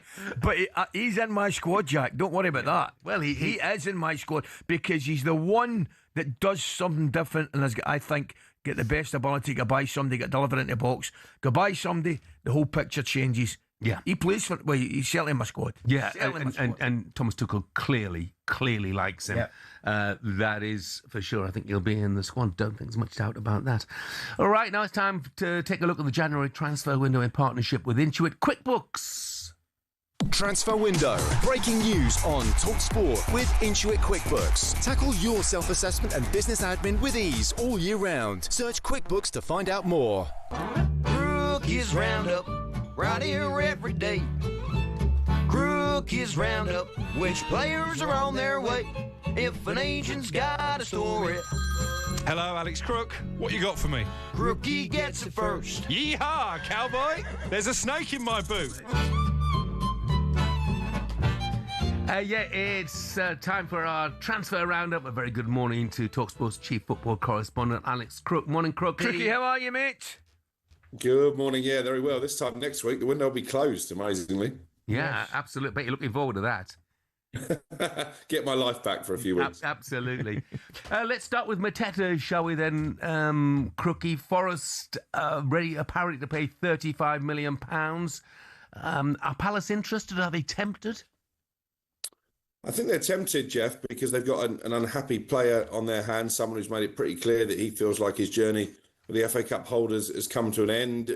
35 million is below Palace's valuation of around 40 million, and I think it would depend on them being able to source a replacement, which won't be easy this late in the window. We broke the story last week that Jürgen Strand-Larsen at Wolves is very much a possible option in that regard. He was brought to England by Wolves when Matt Hobbs, who's now sporting director at Palace, had the same position at Molineux. As of last night, there had been no direct contact from Wolves to Crystal Palace, but I do believe the talks between Crystal Palace and Strand-Larsen's camp, if you like, have taken place. So certainly one to keep an eye on. And from Forest's perspective, brilliant win for them at the weekend, but they have been struggling for goals, particularly with Chris Wood out injured. So I can see why this move makes a lot of sense. I think they're going to have to make him probably their top earner, Jean-Philippe Mateta, because as well as wanting out of Palace, he wants a wage packet in the region of 150 grand a week. Wow. Crookie, it certainly makes sense from Forest's point of view, but I mean, and Jeff and I were discussing it, and I get the point about not wanting to keep a player that's unhappy, but you cannot get rid of him if you've not got a replacement, mate. No, absolutely. Considering they've already cashed in on their captain, which of course sparked that incredible meltdown from the manager, Oliver Glasner. And they're in danger, aren't they, Palace, of being sucked into this relegation fight? You look at the form that West Ham are in at the moment, they're only 8 points above the bottom three, which is still significant at this stage of the season, but you just can't see where Palace's next win is coming from, particularly if they sell Mateta. Look, Wolves look doomed, obviously, at the moment. Jorgen Strand-Larsen, Leeds have been interested. Yeah, they've shown the most interest so far by way of a bid that came in towards the back end of last week. It was £30 million plus add-ons, as far as I'm told. I think Wolves are looking for £40 million, so not a million miles away. I was really impressed with Leeds last night against Everton, certainly for the first hour of the game. They had so many opportunities. I know Dominic Calvert-Lewin has had a really good season so far, but they did look a little bit light at the top end of the pitch. So again, if you can get Strand-Larsen and you get him back to the form he was last season, because this year has been pretty much a write-off, then I think that could be a shrewd piece of business for Leeds. Crookie, I'm looking at the back page of The Sun at this moment in time, and I'm looking at Cole Palmer, and the statement is Cole Palmer is open to a sensational transfer to Manchester United. Now, tell me, I can't see it happening. Is there any foundation for it? Could this happen? Well, the rumblings do seem to be getting louder about the fact that Cole Palmer, who's a Wythenshawe boy up in Manchester, not particularly settled down in London, but I think United's priorities lay elsewhere in the summer. We know the trio in the Premier League in terms of midfielders they're interested in there. Carlos Baleba, Elliot Anderson and Adam Wharton at Crystal Palace. So Cole Palmer, a different type of profile. I guess if Bruno Fernandes does go at the end of the season, which I would probably say is a 60-40 shout at this moment in time, then maybe there could be space for Cole Palmer. But it's going to take an astronomical offer, isn't it, to persuade Chelsea to cash in on his day, their best player. So like you, Ali, I think a long way from coming to fruition. Something that might be closer, Crookie, Oscar Bob to Fulham. Has he fallen out with Pep? Because he seems to be right out of favour this season. Yeah, I feel for him, because if you go back to the start of last season, he played in the Community Shield, played really well in that game, and then picked up an injury in training, and that basically derailed his season. He's come back. He doesn't look quite the same player that he was before, but there's so much competition now in those wide areas at Manchester City. You've got Jeremy Doku ahead of him. You've got Savinho, who seems to be ahead of him, even though I'm not particularly convinced by that. And then you've got Antoine Semenyo, who's come in from Bournemouth and hit the ground running. He's scored in 3 different competitions already, so he's not going to get game time. Oscar Bob, talks between the two clubs advanced. I think the fee could end up being in the region of £35 million, which is another example of Manchester City getting top dollar for a sale. And I think Fulham and Marco Silva would be a good move for Oscar Bob as well. Crookie, what's the latest with Leicester City looking for a new manager? Cifuentes sacked after 6 months in charge. Yeah, they're in a bit of turmoil, Leicester, not just in terms of the league position, but the possibility of a 10-point deduction, which actually, if they do get hit with a maximum 10 points, they would find themselves in the bottom 3, which is incredible when you think they were a Premier League club only last season, FA Cup winners not that long ago, Premier League champions as well in the recent past. Gary Rowett was a name that was mentioned to me last night, former Oxford manager, ex-Leicester defender, and I think they are looking for someone experienced. I'm not sure they've got the financial power to go and poach someone from another club, so maybe someone like Gary Rowett would make sense. Crookie, thanks very much indeed. Cheers, mate. All the best. Cheers, guys. Talking about England, Henry, you've said, how are you also forgetting that Saka has been England's best performer at the last few tournaments, best wide player England have? Henry, we all agree Saka's going. Oh, I mean, he's no absolutely doubt guaranteed to go. 100%. Somebody else is texting and talking about the England World Cup squad. Everyone seems to have forgotten about a young player in France, Mason Greenwood, better than Foden, Saka and Madueke. His form's been excellent. Excellent. It has. He's not going. I'll tell you that. Absolutely, categorically, he won't be 20 going. goals again for the second year, I think. Yeah, but he's not going. No, I agree with you. You know, Albums, Phil says Big Country, The Crossing. Oh, Big Country. Talking of crossings, Mark the Cabbie says Rod Stewart, Atlantic Crossing and Queen a Day at the Races. And what I have to agree with, Alex says David Gray, White Ladder, pure class. It was a sensational album, Babylon. This Year's Love, Sail Away. Sensational album. Right, still to come on Breakfast. Superstar Breakfast preview on talkSPORT with Travis Perkins. Doing what matters for the trade. Find your local branch at travisperkins.co.uk. So after 8 this morning, we'll be taking a look at the crisis at Liverpool. Are they on track to finish outside of the Champions League places? What are their issues? What do they need to do in this window to try and fix the issues, and will they do it? Former Liverpool midfielder Charlie Adam will join us then, so stay tuned. And that was a look ahead, all thanks to Travis Perkins. Superstar Breakfast preview on talkSPORT with Travis Perkins. Bricks on bricks on bricks. Over 40 million available to order with delivery to site. That's one less thing to worry about.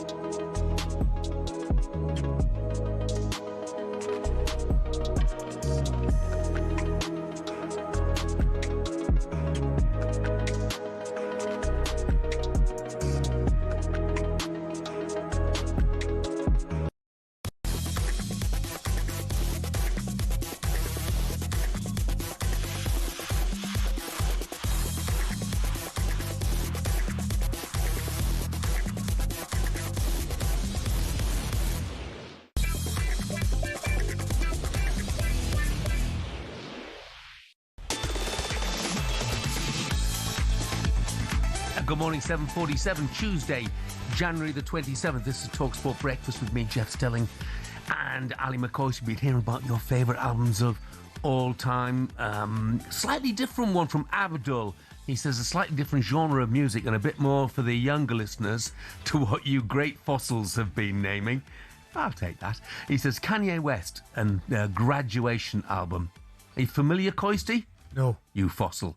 That's exactly what I am. Me too, mate. But Abdul, thank you very much. Thanks. Headlines this Tuesday morning. Tieno Barry continued his recent fine goal-scoring form, rescuing a point for Everton against Leeds at the Hill Dickinson. West Ham midfielder Lucas Paquetá looks set to return to Brazil after a £35.8 million deal was verbally agreed for him to join Flamengo. And on the back pages today, Martin Odegaard's admitted they are using previous title collapses as fuel to prevent one this season. Former Arsenal midfielder Manu Petit, though, believes the fans need to help their players out. I've been listening to former players on different stage, and saying the same thing.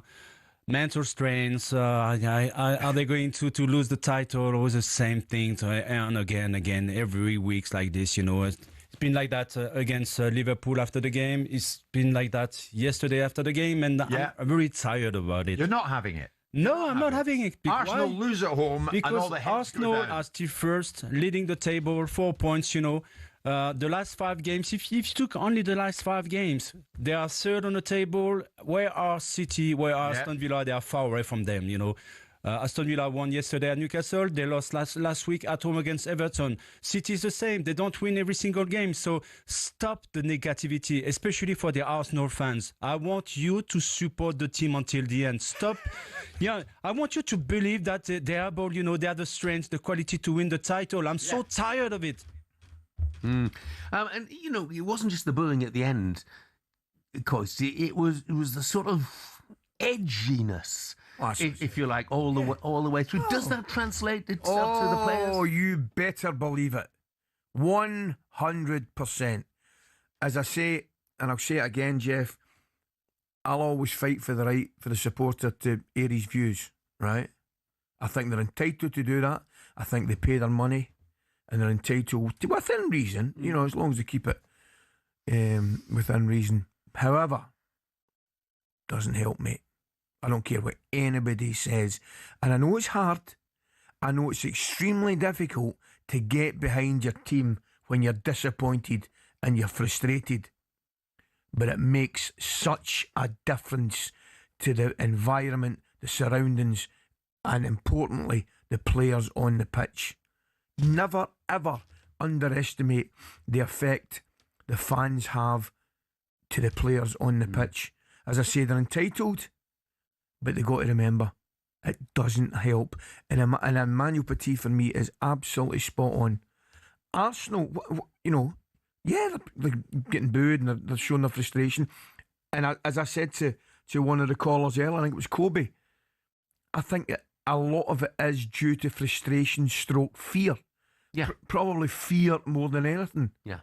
But they need to remember, for them to get what they want, they should be doing everything they can to help the team get there. Yeah, and booing does not help anybody. No, but that's after the game. They're not booing during the course of the game.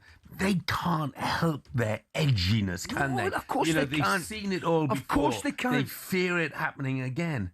But don't think for a minute it doesn't transmit and transfer onto the park. It does. I don't care what anybody says. Because if you're a player on the pitch, you can feel the surroundings. You can feel the fear. You can feel the nervousness. You can feel the negativity. The opposite. Boy, can you feel the positivity when the positivity's there. As I say, they're absolutely entitled to do and sing and shout and boo if they want. But they need to remember, it don't help. No. Let's talk Harry Kane, shall we? Because Bayern Munich in talks with Harry about extending his contract. He has been linked with Manchester United and a potential return to Spurs ever since he left England. He's loving life in Germany. Yeah. 119 goals in 126 games for Bayern. That's think about that. Give me that again. Just give me that again. 119 goals in 126 games. It's frightening. And people used to point the finger and say, well, yeah, he doesn't win anything. Well, they won the Bundesliga, of course, last season, and they're going to win it again this season. Disappointing result of the weekend, but you're absolutely spot on. Yeah, but it can happen. Yeah, of course. I wonder if the fans booed. Yeah. Yeah, a little blip losing at home. But why would he consider coming back? Only one reason. There's only one reason. Well, goal scoring record. Yeah. Do you think that really matters to him? Oh, why? Oh, well, you better believe it does. He's a goal scorer. Yeah. Yeah. It matters that much. It matters as much to Alan Shearer what Harry Kane does. Alan Shearer is one of the best centre forwards I've seen, right? Simple as that. For me, he's one of the best centre forwards I've seen. Loved him. He scored goals for absolute fun. ridiculous record. The fact he's 30 or 40 ahead of second place tells you all you need to know. Alan Shearer would be delighted if Harry Kane signs another 2 or 3 years, and so he should be, because you want to keep that record.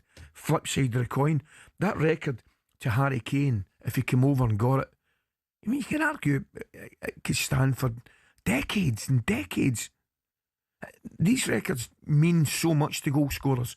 They really, really do, Jeff. Harry would be on big money.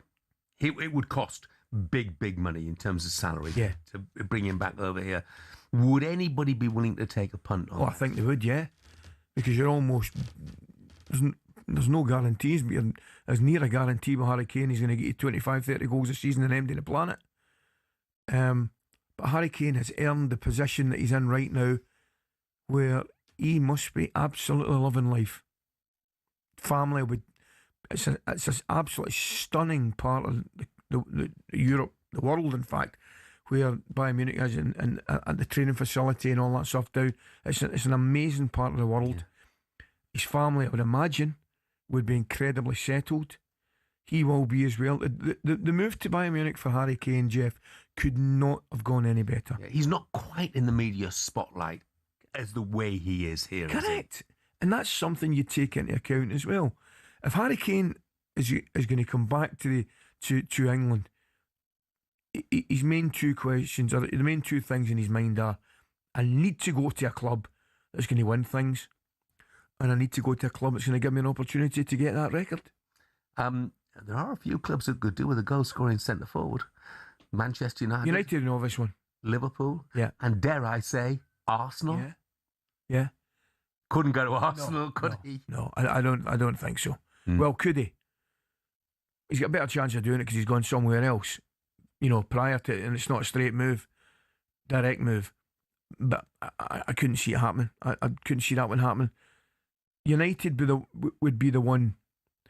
Excuse me, I think they're crying out for an out-and-out centre forward, to be honest with you. But is he going to take the chance? United still look a little bit. Listen, they've been brilliant the last 2 games, but they still look a little bit off winning the title for me. As a side that could put in a sustained challenge. But I mean, the last couple of games you get nothing but encouragement.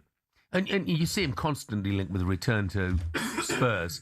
And when I look at Tottenham now, my first thought is to dismiss that out of hand. But I just wonder whether there could be enough of an emotional pull. Well, that's the thing.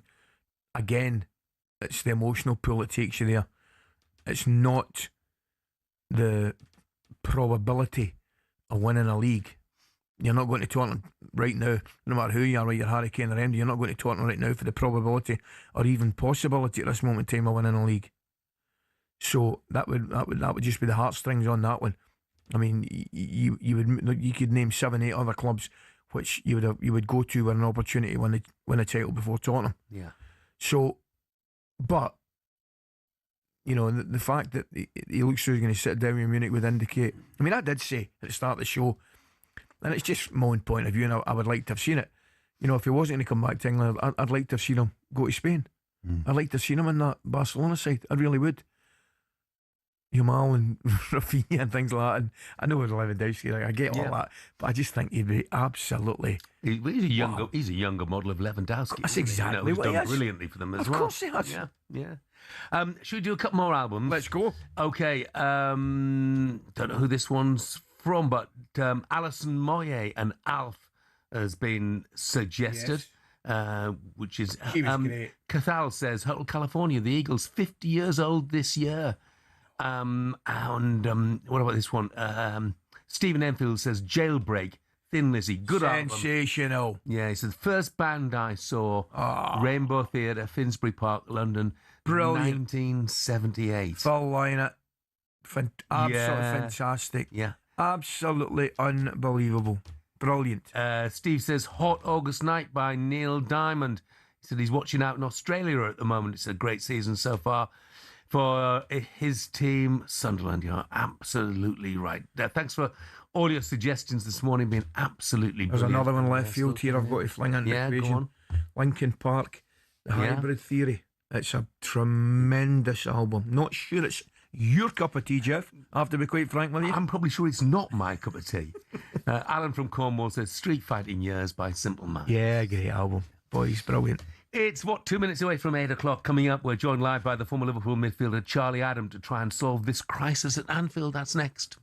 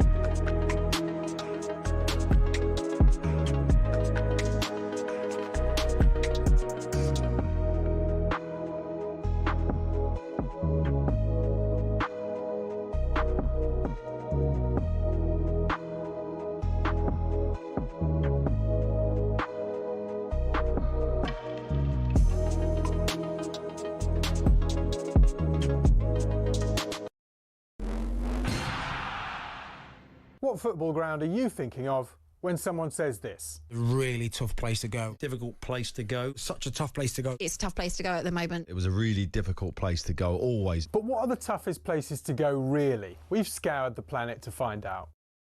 Forget a cold, wet Tuesday night in Stoke. Try playing in a blizzard 220 miles inside the Arctic Circle at the world's northernmost professional club.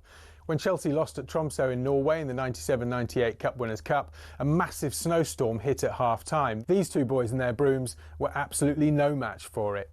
We're staying in Scandinavia for Scotland's toughest away day on a windswept cliff in the Faroe Islands. In Euro 2000 qualifying, Craig Brown's men were taken to fishing village Toftir. Kevin Gallagher called the pitch a cowfield and the wind like Pittodrie on a bad day. The Faroe Islands part-timers equalised in stoppage time, leading to these absolute scenes, and still one of Scotland's most embarrassing results. Daft little ground, silly game. But away trips don't come any tougher than a lung-busting schlep up the Andes to face Bolivia in La Paz. But now the Bolivians have taken home advantage to another level. The country's highest city, El Alto, 4,100 metres above sea level. Grass doesn't even grow up here. Bolivia have not lost here yet. The longest unbeaten run in any professional league ever belongs to Red Star Belgrade, or Crvena Zvezda if you must. They've gone 7 years without defeat at the Rajko Mitic in Serbia's Superliga. Their fans are pretty intimidating as well, but they're not as loud as this mob. Galatasaray's Ali Sami Yen Stadium's officially the loudest in world football.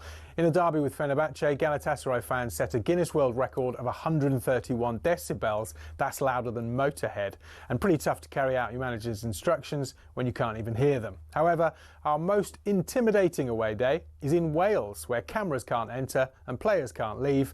HMP Prescoed. This prison team was briefly kicked out the Gwent League over concerns about young opposition having to go in there. Now that's a tough place to go. Early June 1939, Germany, always a tough place to go to.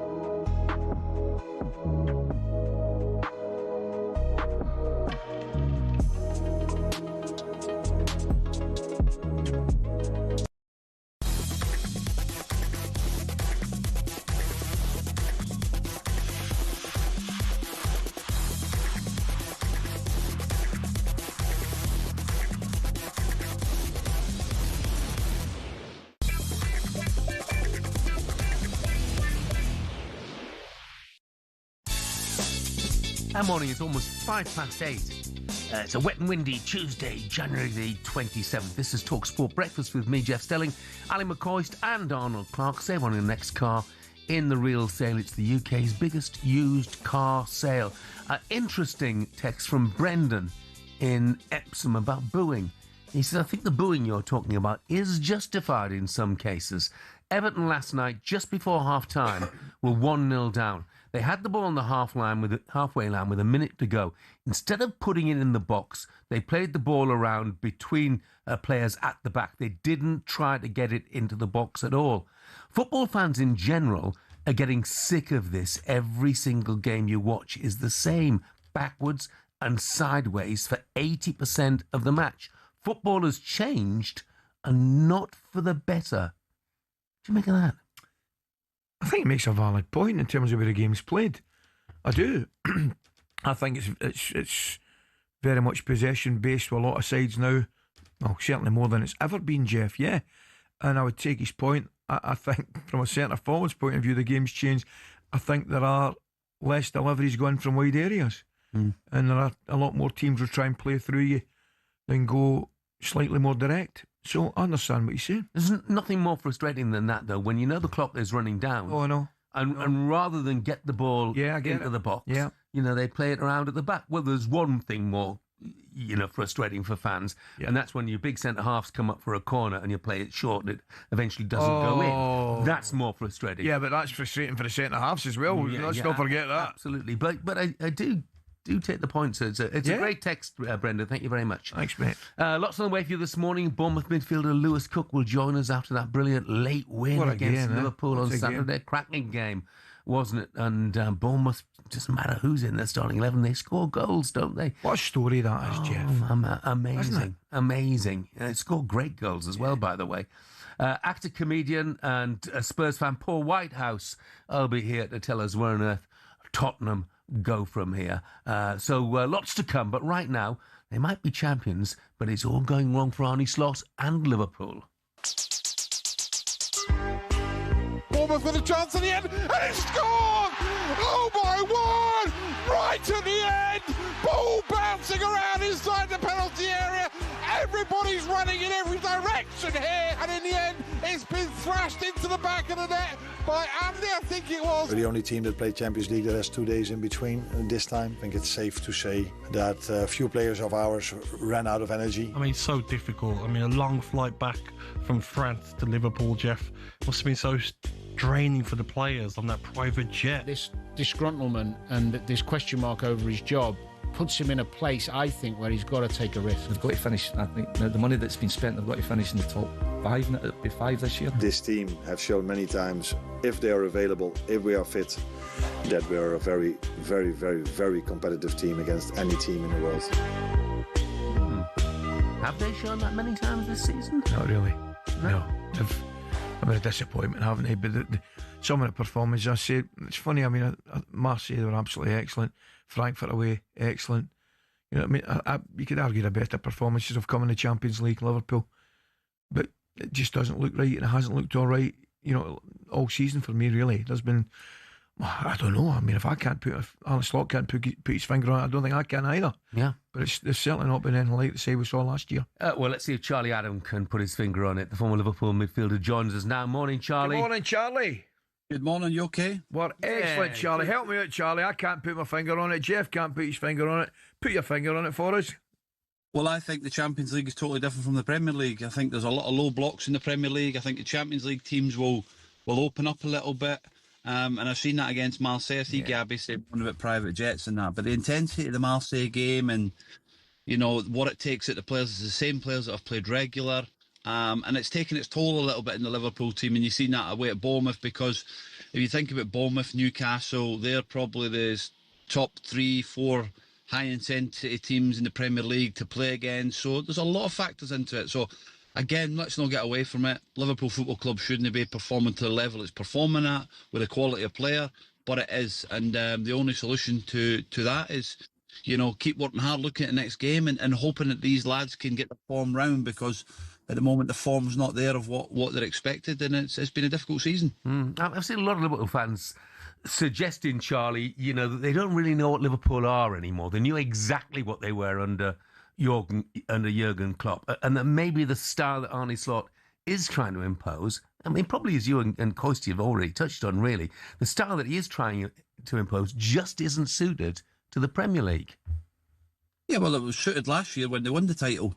So again, there's probably been little tweaks to it, different types of talent being brought in. Viert is a totally different player from a Diaz.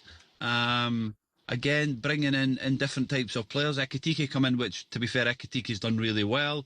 Isak never got firing, really, because of problems he had at pre-season with Newcastle and trying to get a move. Then got injured. Frimpong's not been fit enough regular. Kirkez is a totally different player from Andy Robertson within the team. So I think there's a lot of change in terms of the types of players in the team from last year, and it's not gelled yet. So again, it's where the manager now is paid a lot of money to try and fix that, and the group trying to fix that as well together, and they'll come through it. Yeah, they won't win the title, but you know, they're still very good firm favourites to be in the top 4, which again is a disappointment, but Champions League football for next year would still be a bonus for the way they've played this year. Are they better off to win the Champions League even this season, Charlie? I mean, I look at it and I'm thinking to myself, the players he signed, you know, Ekitike aside, really haven't hit the ground running as yet. I don't think there's any doubt. I thought Kirkez played his best game over Marseille. I also don't think what's helped is I think there's definitely been a drop in form, if you like, from like Salah, and arguably one of the best defenders the league's ever seen, in Virgil van Dijk. But do you think, looking at it, I mean, would it be unrealistic to say that the Champions League would be the best opportunity? No, absolutely not. I think you're right. I think, Ali, I've been listening to it and I talk about like Champions League might be the best way in terms of the way it suits this Liverpool group in terms of teams are open. They're finding it hard to break teams down, struggling against, you know, low blocks, 5-4-1, not really got that combination. But there's a lot of, I'm a big believer in terms of partnerships, and you know, you've played with a lot of good partners, but defensively, Van Dijk, his partners probably not played to his level that he expects. He's had Joe Gomez there, so it's been difficult for him. Van Dijk's probably not played to his level either, so there's been a lot of different situations within the Liverpool group at the moment. It's been difficult, but yeah, looking back, I think Champions League might be the only way of qualifying in terms of winning it. I think the Champions League suits the way that this group is at the moment in terms of how they're playing, and they've had some good results in it. Charlie, if they don't win the Champions League, Cara said last night, if they don't reach the Champions League in terms of their finishing place in the Premier League this season, Arne Slot would not have a leg to stand on. What do you think? Well, I think, listen, Carr's a legend of the football club. You know, I was only there for 1 year, so his opinion is more valid than mine. I just think it's difficult for a manager that wins the title to then not qualify for the Champions League. And like you say, the recruitment that they've brought in has been, for me, is very good. The players are top quality players. I like what Richard Hughes has done, how he does his business. But if you fail to reach the Champions League as a Liverpool manager, that's failure. So again, then that's something they would have to look at. But you know, I'm glad that they've given them a bit of grace and they've taken their time with what they've been through in terms of this year from the start of pre-season to now, and they've managed to stick with the manager and hoping that he can change it around and he's the man, because you know it's not easy to win a Premier League title and then try to do it back to back. You know, we talk about Pep. He changed our game in the English game. For me, it was the best thing for football, the way Pep did it. I love the way the football game's going at the moment in terms of how you build and how you play and structures and all that. I love how it's done, and I think Pep's the man that's done that for the Premier League. So it's great, but no, I think Arne Slot needs a bit of grace and hopefully that he can turn it around in the next few weeks and get some good performances in the Premier League and get some rhythm and then get high in that table where they're really competitive for that Champions League, because at the moment they're dropping away from that. I think they're all right, Charlie. I really do. I mean, I'll be honest, I like Arne Slot. I think his team last year were absolutely tremendous. I think they won the league by distance and thoroughly deserved it. And I tell you what I don't buy, mate. I don't buy the people telling me that he won it with Klopp's team, because I've never heard so much nonsense in all my life. How can he win it with Klopp's team when Klopp's team never won it any of the previous 4 years? You know what I mean? City won the league 4 years in a row. Liverpool won it with Arne Slot, and all of a sudden he's won it with Klopp's team. I've never heard so much nonsense in all my life. Absolutely. Again, Jurgen Klopp done a brilliant job at Liverpool in terms of what he achieved and what he did. Correct. It's totally different football. It was heavy metal. It was let's go and get after the team. Yeah. You know, Liverpool now are trying to control games from the back and we're through midfield and you know, with possession. So the whole structure, the whole sort of, we talk about philosophy in football, has changed from Arne Slot to Jurgen Klopp. You know, he done really well last year and got the title. You know, it's not, like I said before, it's not easy to win back-to-back Premier League titles.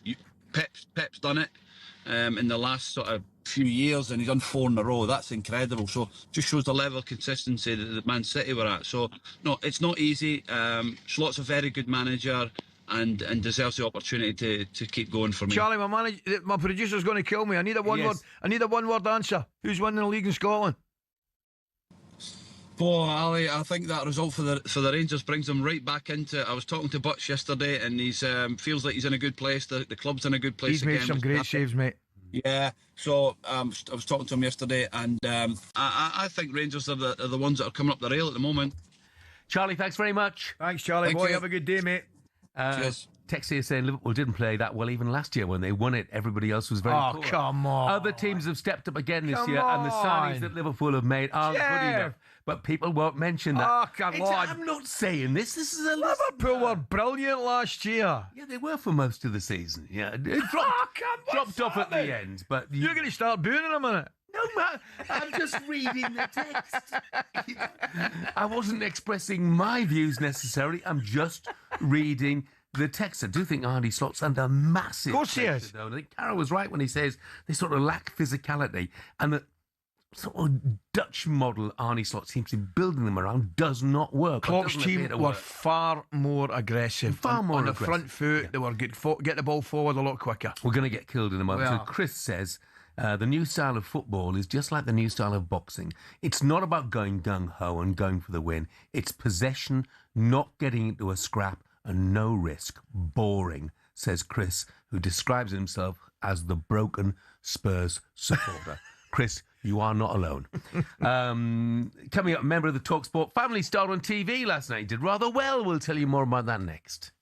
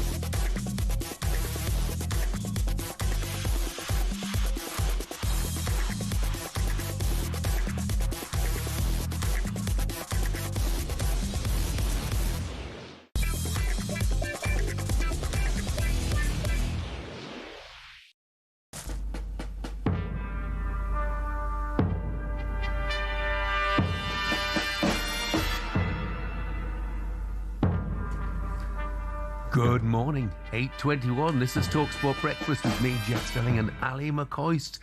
The iconic Mastermind theme for you there. I don't know if you saw it, Coisty, last night. I didn't, no. Piercy took a seat in the Mastermind chair. Specialist subject. Not be surprised by this. Oh, by the way, I need to know what the questions are. I love it, man. UK punk rock, 1975 to 1979. That is tremendous. I need to find out what the questions were. Well, he led after that, and then his general knowledge, I'll tell you, I watched it. PSA, very impressive general knowledge as well. And he won it. Good on him. Yeah, you know something? Does not surprise me one bit. Yeah. No, I'm gonna. Oh no, doesn't surprise me one bit. Intelligent man, and I love the fact he's gone for UK punk rock 70. Brilliant. I need to get a copy of those questions, mate. And I will do. By the way, the one thing he did miss, he missed an answer on Meatloaf. You know, come on, Piercy. Missed the Meatloaf answer. But look, surely that didn't come into the UK punk category. No, that was the general knowledge. Oh, I let him off for that. 18 points he got. 18. That's brilliant. Which immediately got us thinking. One of talkSPORT's very own. Oh, no. Also tried their luck on Mastermind. Didn't go exactly to plan. Who directed the first two Bond films, Dr. No and From Russia with Love? Pass. In You Only Live Twice, he uses the name Fisher and claims to represent a British chemicals company. What's the name of the company? Pass. In The World Is Not Enough, M initially sends Bond to a country on the Caspian Sea. Which country? Turkey. Azerbaijan. In Skyfall, at which underground station does Bond board the train? Westminster. Temple. In the film On Her Majesty's Secret Service, the shots are fired by Blofeld's assistant. What's her name? Brita. No, Irma Bunt.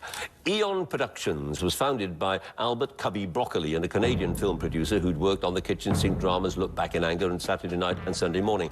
What was his name? Romello. No, Harry Saltzman.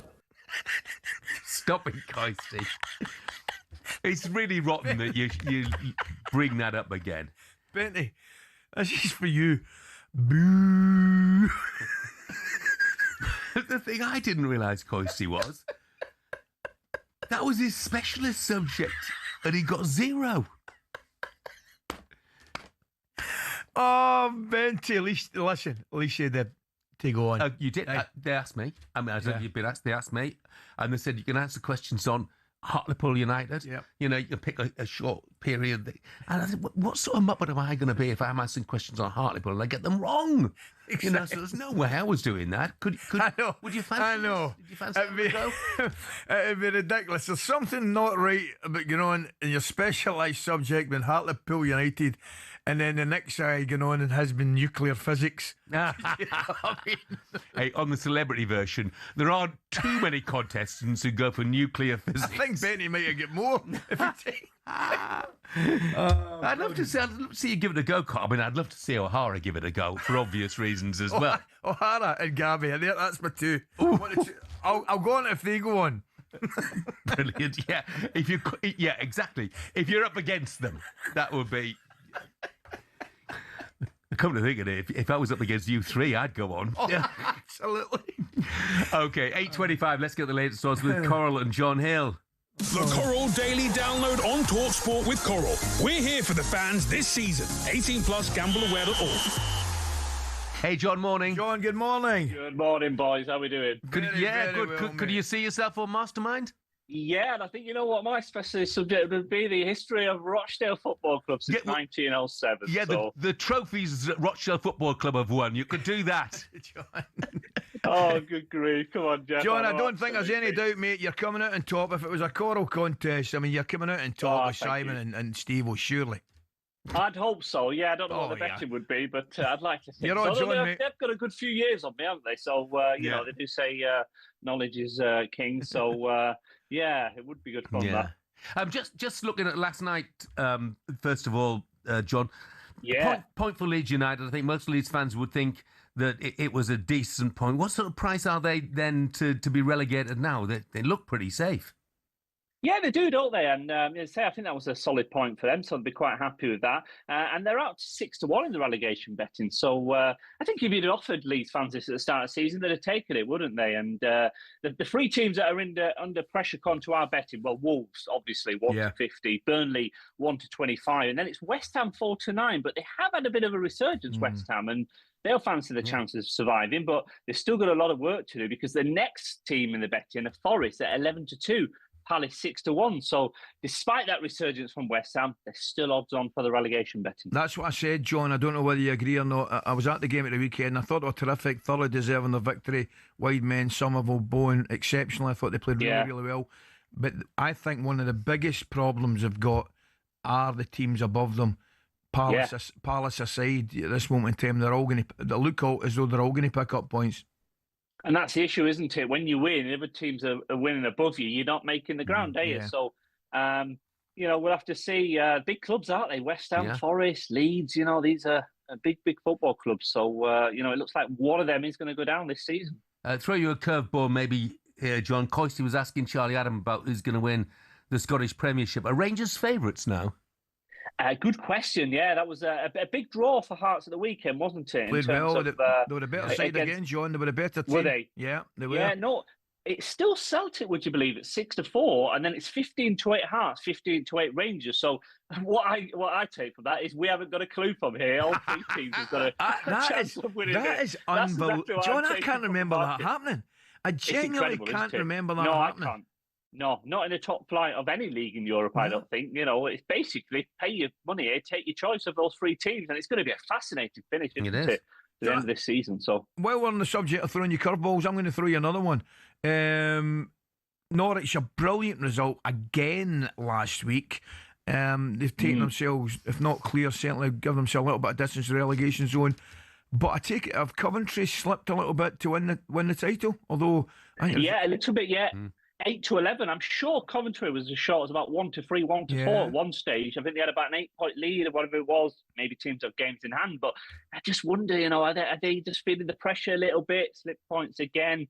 Ipswich are on their tails, 11-4, and Middlesbrough as well, 100-30. So we've talked about the Scottish Premiership being close. Yeah. This could be another league that could be fascinating if these two teams close the gap, and we could have three teams chasing the title and the championship. Yeah. Big test for your new playing surface tonight, John. Rochdale against Southend. Is it going to be on? I hope so. Third time lucky. First time it was off. Second time abandoned after 78 minutes. We were leading 2-1. That was an absolute sickening because that had been a big 3 points for us. But look, it's on tonight. New playing surface. It absolutely played like a carpet on Saturday in a 2-0 victory against Truro. So victory tonight would put us top of the league with games in hand. It'll be a nice position to be in. But Southend are a good side, so we won't be taking this one lightly. But last time I spoke to you, Jeff, I think a couple of weeks ago, you had that pacing against Woking, but you look like you've bounced back quite well since then. 2 wins and a draw from your 3 games. Yeah, I mean, you could do us a favour this evening because obviously Southend of the side we're trying to catch. For the playoffs. Up in 7th from a playoff perspective. But going okay, new ownership and things like that. So the future hopefully is bright for Hartley. But and for Rochdale, mate, good luck tonight. Thank you, mate. Appreciate it. Thanks, John. Thanks, John. All the Cheers, best. guys. Have a good day. And that was a look at the Let's Odds with Coral, 18+gambleaware.org. Coming up, we'll turn our attention back to the Scottish title race. Does Ali really think now that Rangers can come out on top? We'll find out next. Holy moly, guacamole. I mean, that's remarkable. The Coral Daily Download on talkSPORT with Coral. We're here for the fans this season. 18+gambleaware.org.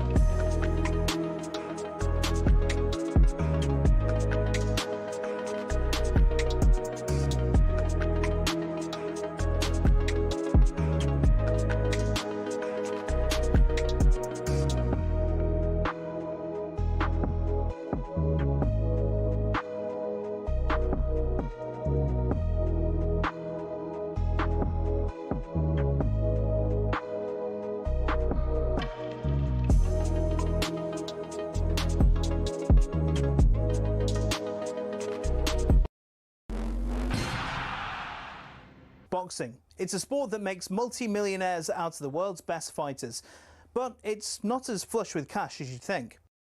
We all see how much the likes of Tyson Fury or Canelo Alvarez make every fight, but that's not the case for those just starting out, or those who aren't even at that level. For example, if you've just turned pro and don't have a promoter, you have to sell your own tickets, cover the cost of the venue yourself, and pay the tax man at the end of it. You might not even break even, but if you do, you're looking at 5 to 10 grand max. A mid-tier fighter might make more like 10 to 50 grand, but you still have to give up half of that in costs. So unless you're fighting for a world title, it's tough to make money. One potential way of doing it, though, is being a journeyman. Here's former European champion talkSPORT's Spencer Oliver explaining how that could work. They want to fight every week, and they can be going in against the prospects, so they can demand good money, and they might be demanding like 5 grand, 10 grand for a 6-rounder or something, because they're going in with a prospect. He gets through that, the journeyman gets through that fight, and he can fight again next week. I mean, even so, it's not much, and you're getting punched in the face for a job. It's only really at the top level, i.e. fighting for titles, where you're earning up to 6 figures and can afford a diamond chain or that Ferrari. So boxing isn't a sport that allows you to retire at 40 and live a life of luxury.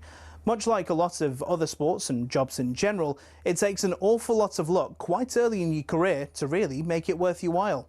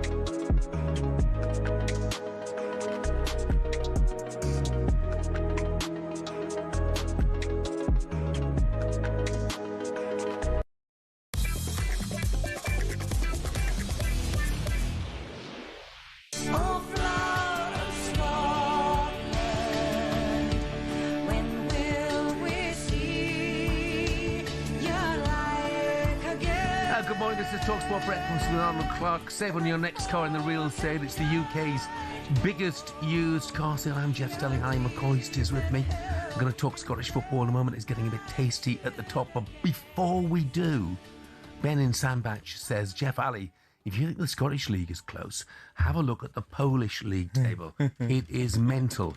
Ben, I did, and you are correct. It is mental. At the top of the table, after 18 games, 8 sides are separated by 4 points.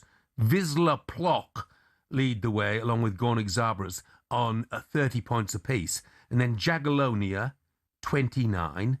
Rakow, 29. Lubin, 28. Krakowia, 27. And on 26, Radomiak Radom and Lech Poznan, all on 26. 4 points between the top 8. And by the way, there are sides on 25 and 24 as well. In fact, look down. The sides at the bottom of the table, they're on 19. Is this a new one? Because last year we went to the Swedish League. Swedish League. Is this a new one? You tell me the Polish one's a new one. I don't mind if it is. Yeah, I don't know. I'd have to study the teams and who we should support. Wisla Plock, they've got a great name, so maybe it's them and they lead the way at the moment as well. But it is a phenomenal table. Look, it's not so quite as wide open in Scotland, is it? But Hearts and Celtic face each other the weekend. Twice it looked like Celtic were going to win the game, and that would have been a massive result in terms of the title. But twice Hearts fought back, while Rangers, I think it's 8 wins on the bounce now in all competitions, Coisty, as well. So, well, let's talk about your boys first of all, Rangers. Danny Röhl, when he took over in October, they were 13 points adrift of Hearts. Now they're 4 off. What a job. Oh, fantastic job. Absolutely fantastic job. And he's getting backed. He's brought a couple in the window as well. I think what he has done is fabulous at this moment in time, because effectively it's been the same group of players that he's had to deal with. And what they're doing, and you'll know what I mean, Jeff, what he's managed to do, he's managed to get Rangers winning games that they wouldn't have won before he came with the same group of players. He's installed an organisation. He's gone 4 at the back. He's played 2 solid centre backs who, you know, have been miles better than what they've seen before, but still I've got a lot of improvement in them. Midfield's, I think, the strongest part of our team. Wee Conor Banner's been excellent, out injured.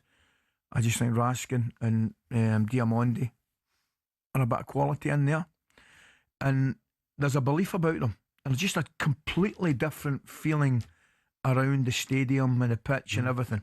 You know, there was unfortunately, towards the end of Russell's managerial job at Rangers, there was an apathy and there was just a kind of resignment to what they were watching, and they weren't going to win. That is completely flipped, and there is now a belief. Yeah. And so there should be. And you talk about the organisation and the clean sheets just reflect that, don't goalkeeper they? Clean again. sheet after clean sheet after clean The sheet. goalkeeper who has made 1 or 2 errors and gets criticised for it, you know, and that's the way it goes, has made excellent saves, which he's never stopped doing, by the way, and I think has been a big factor as well. But you're right, defensively miles better. But that game at the weekend I really enjoyed. Yeah. I watched had the Hearts game on, and I had the Rangers game on as well at the same time as usual Sunday, and Hearts impressed me. Yeah. See, people keep waiting for them to slip up. Oh. You know, and when they've fallen behind twice in that Jeff, game, I think everybody's expecting Celtic to If ever there was an opportunity for them to slip up and a reason for them to point to the opportunity being no Shanklin, I think they 3 out Devlin and Van Gimme as well in the middle of the park, and Devlin in particular I think has been terrific. There's a reason for them. So, oh well, they're the 3 players. No, not at all. They were on the front foot. They were aggressive. I like the centre backs. I've told you that before. I just think the centre backs are solid. Finlay scored at the back post with header. Halkett, a player I know really well. Solid citizens. Solid, aggressive. They've just the wee fella might be one of the signings of the Lincoln 4 or 5 years. Certainly at Hearts. Claudio Braga. He's been absolutely terrific. Absolutely terrific. And make no mistake about it, they earned that. They earned that point. You know, they and another day they could have won the game. But you're right, they came back twice. You know, a little bit of controversy, if you like, over the red card for Trusty, not for me. You thought it was red, did you? Yeah. I can understand people saying the ball going away from the goal slightly. I don't understand them having cover, because I don't think they did have cover. I don't think the player would have been quick enough to get across. And I still think the centre forward who came in and did really well, Kabori, put himself about, I think he would have got a shot away. So the letter of law, it's a red card. I do. You know, they're arguing they were unlucky to get the first red card in 85 games domestically. I'm not so sure, right? I mean, obviously, you know, certainly I've got Martin O'Neill in charge now, so naturally we have certainly from my perspective, a bit of affinity, and yes, of course, natural affinity is towards Rangers. But I was surprised at the bookies. We just heard from John Hill, Corals there, that Celtic are favourites. Well, it doesn't surprise with how they stand at the moment. It doesn't surprise me, because what the bookies will be doing, they'll be taking into account recent history, right? Which I think, rightly or wrongly, that's what they'll do, because recent history would tell you that Celtic have been there before, they know how to do it, and they've now got a manager who compounds that. You know, he's been there before, knows how to do it.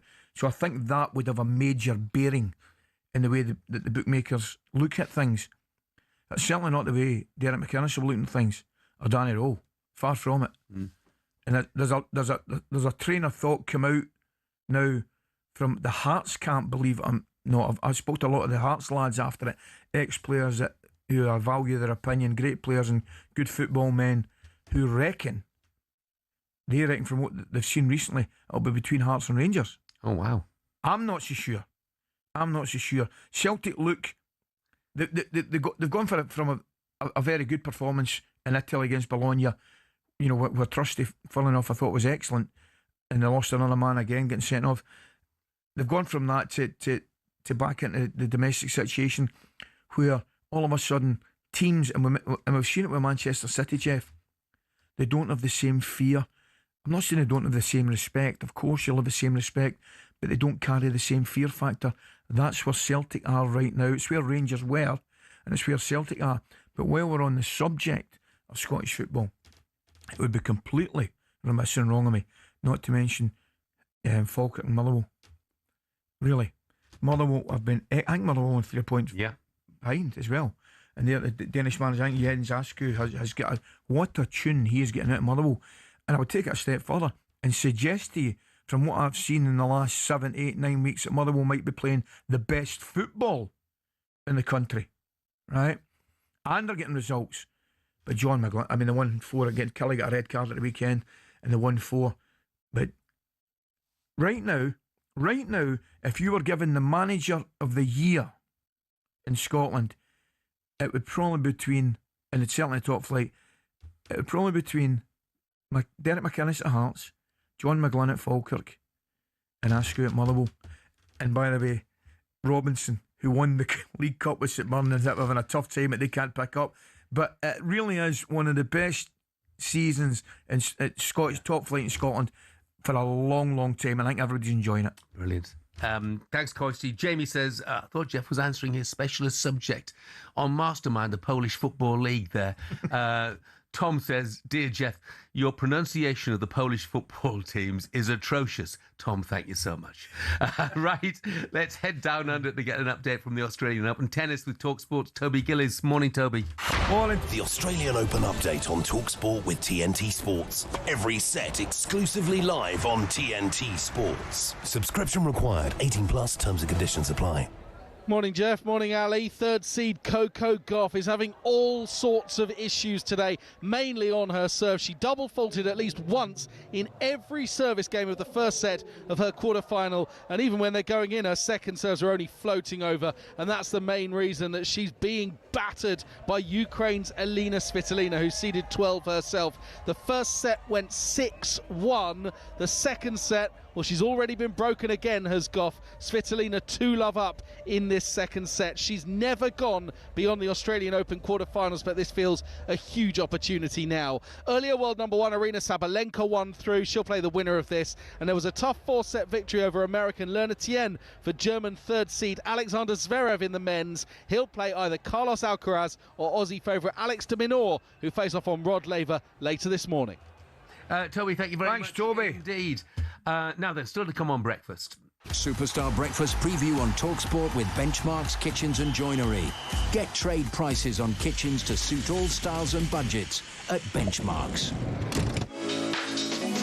Jam-packed final hour of the show coming up. We'll be joined by Middlesbrough and Scotland forward Tommy Conway, who's in terrific form of late. And of course, Borough sitting pretty now, just 3 points behind Cov at the top of the championship. Bournemouth midfielder Lewis Cook will be right here discussing how they beat Liverpool in a thrilling game at the weekend. Up next, though, we turn our attention to the live and exclusive third ODI between England and Sri Lanka. It's on talkSPORT 2 with Darren Goff, and that was our breakfast preview with Travis Perkins Hire. Superstar Breakfast preview on talkSPORT with Travis Perkins. With 250 hire branches nationwide, it's easy to hire at Travis Perkins.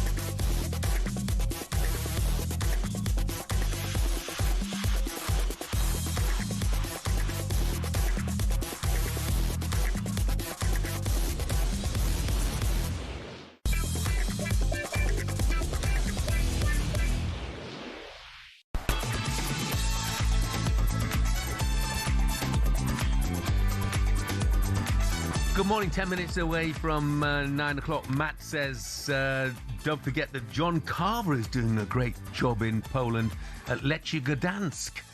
Well said. I wonder what they make. What do they make of John Carver up there? By the way, they're ninth, but they're only 5 points off the top of the table. And Jill has sprung to my defence. With Tom having a go at my Polish, said, Jeff, tell Tom that Herberts do not speak Polish. You are absolutely correct, Jill. This particular Herbert doesn't anyway. Right, England and Sri Lanka locked at 1-1 in the three-match ODI series, live and exclusive on talkSPORT. First ODI going to Sri Lanka by 19 runs. England eased to a pretty comfortable win in the second ODI, and what was a tough wicket in Colombo. Joining us now to look ahead to the decider, former England fast bowler Darren Gough. Morning, Goughy. Morning, Goughy. What former? It's a long time. Did I used to bowl fast? I can't remember. I thought, come on, can I tell you, I used to bowl very fast because they can't remember me bowling. But yeah, loved it. Brilliant. Loved it. All good. Is this going to be played on the same strip as the second ODI? The first one. The first one, okay. Yeah, so the second one they gave it 3 days off. The second one was shocking, so they've gone back onto this one. England have got a good start, won the toss. Which is always an advantage. Harry Brooks opening, is he? I don't know if Harry Brooks opening. I've not looked at that yet. I think it might be Rayan Ahmed probably open. They've got to get him in somehow. That, like I said, they've got two seamers, haven't they? Overton and Sam Curran. It's packed with spinners, both teams. I mean, it's ridiculous. I think 5 England have got. Sri Lanka have got 6. So it tells you what the wicket's going to be like. Yeah. But look, you go to Sri Lanka, you tend to go to India. You know that they're the wickets you're going to get. Pakistan tend to be flatter. But Sri Lanka are trying to play to the strengths, and that's playing spin and bowling. Well, that's what I was going to say to you. Is it the kind of same thing if you boys are at a game at home? Of course it is. Yeah. Well, why would you not play to your strengths? Well, Australia have just done it in the Ashes. England thought they were going to go there and get real flat, decent wickets. If you're going to play against this England team, let's be honest about it, you're going to prepare pitches with Bazball. You're going to prepare pitches that either go sideways off the seam or they're quick, or they're going to spin, because it takes away that fact that they can't come out there and play the shots to play. When England toured Pakistan and the pitches were flat, England absolutely destroyed Pakistan. And I mean, they had no answer to Harry Brook, 260, 150. They were getting 600, 500 in a day. Yeah. So teams are now, that's the way they get on top of England. They prepare pitches which kind of tries to slow England down. And so far, it's gone well. In India, we lost 4-1. In Australia, we lost 4-1. But when it's flat, England are superior. When you're batting on pitches like this, then Goughy, I assume, you know, the more classic batsmen, if you like, come to the fore, don't you? And when obviously, I mean, Joe. Well, look at Joe Root's series so far. The best players.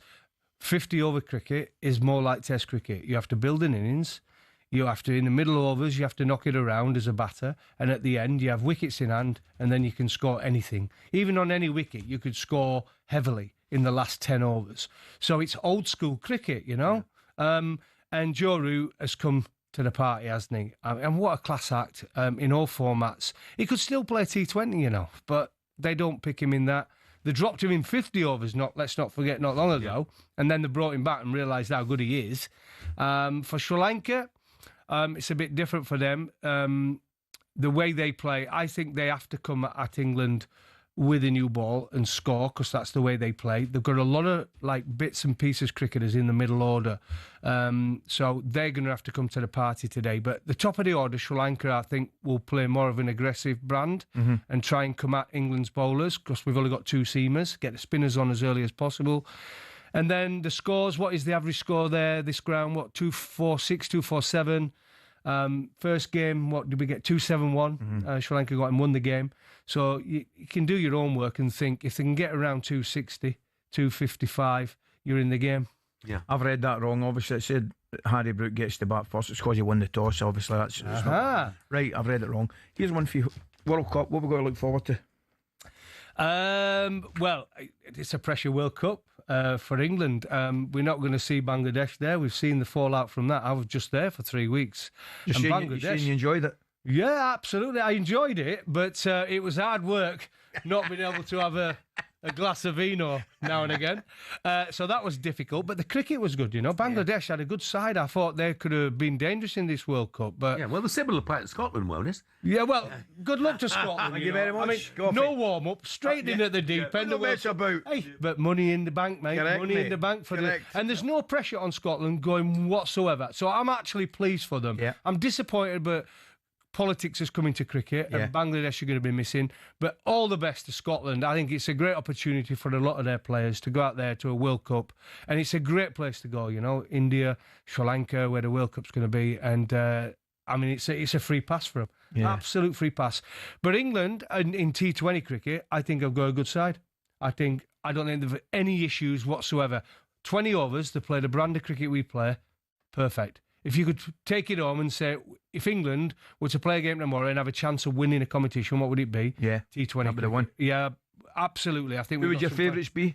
India, absolutely. Amazing there. Although a lot of their players now, people outside India, probably were looking at their team sheet and think, hang on a minute, there's no Sharma, there's no Virat Kohli, two of the greatest players ever for India. You look down their side, and there's a lot of players you wouldn't even recognise. But these are superstars, these guys in the IPL. Absolute superstar. But you know, I think that's the case. Perhaps go for a little bit with some of the Indian boys, because they've had geniuses. You maybe underestimate what's below the genius. Absolutely. And if anybody who watches the IPL with any sort of eye would see the talent they have got. How's that big young lad getting on? What do you call him? Was he 16 or 17, the boy that came in? Oh, plays for Rajasthan Royals. Oh, he was unbelievable. He's at the Under-19 World Cup. Is he really? Yeah, so he's... their talent, they could play 2 teams in this World Cup and possibly be the 2 finalists, India. Honestly, they're that good. Goffey, we've got to let you go, apparently. Great to see you, mate. Yeah. Got to do comms now, have I? Yeah. Get your work. Get your work, mate. I'm off to Sri Lanka now, anyway. Yeah. Quickest jet ever. Yeah. Scott Martin says, love Goffey. Bring him back every day. Thanks, Scott. Thanks, Goffey. Coverage starts at 9 over on talkSPORT 2 and the talkSPORT Cricket YouTube channel. Best way, of course, is to swipe between the stations by downloading the app. I just want to read one text out before we get to our cricket competition, which is giving you a fantastic prize to win in South Africa next winter. It's from Kevin. He says, morning lads, I'm going through a very tough battle with my mental health at the minute.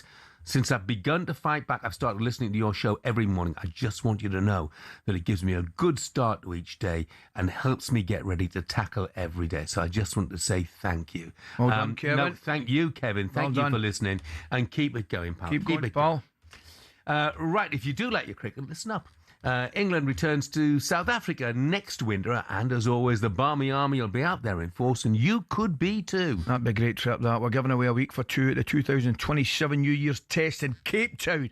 What a place. Every day of the match at one of the world's greatest cricket grounds, with flights, hotel and spending money all covered. I think I'll enter myself. It's your chance to secure 2 spots with the official Barmy Army. So you'll be right in the mix with the rest of the fans. Listen up.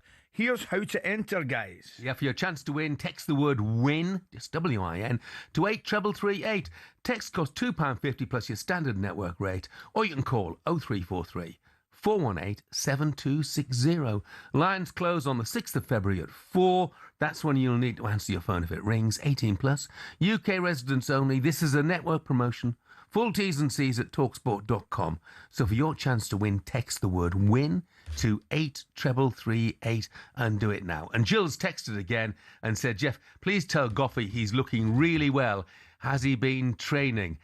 Well, I'm not sure he's been training. What I do know, though, Jill, is he hasn't been drinking. Jill, and plus the fact, this is the biggest thing, he's sitting next to Jeff and I. You speak for yourself. 8:59. Win a trip to South Africa with the Barmy Army on talkSPORT.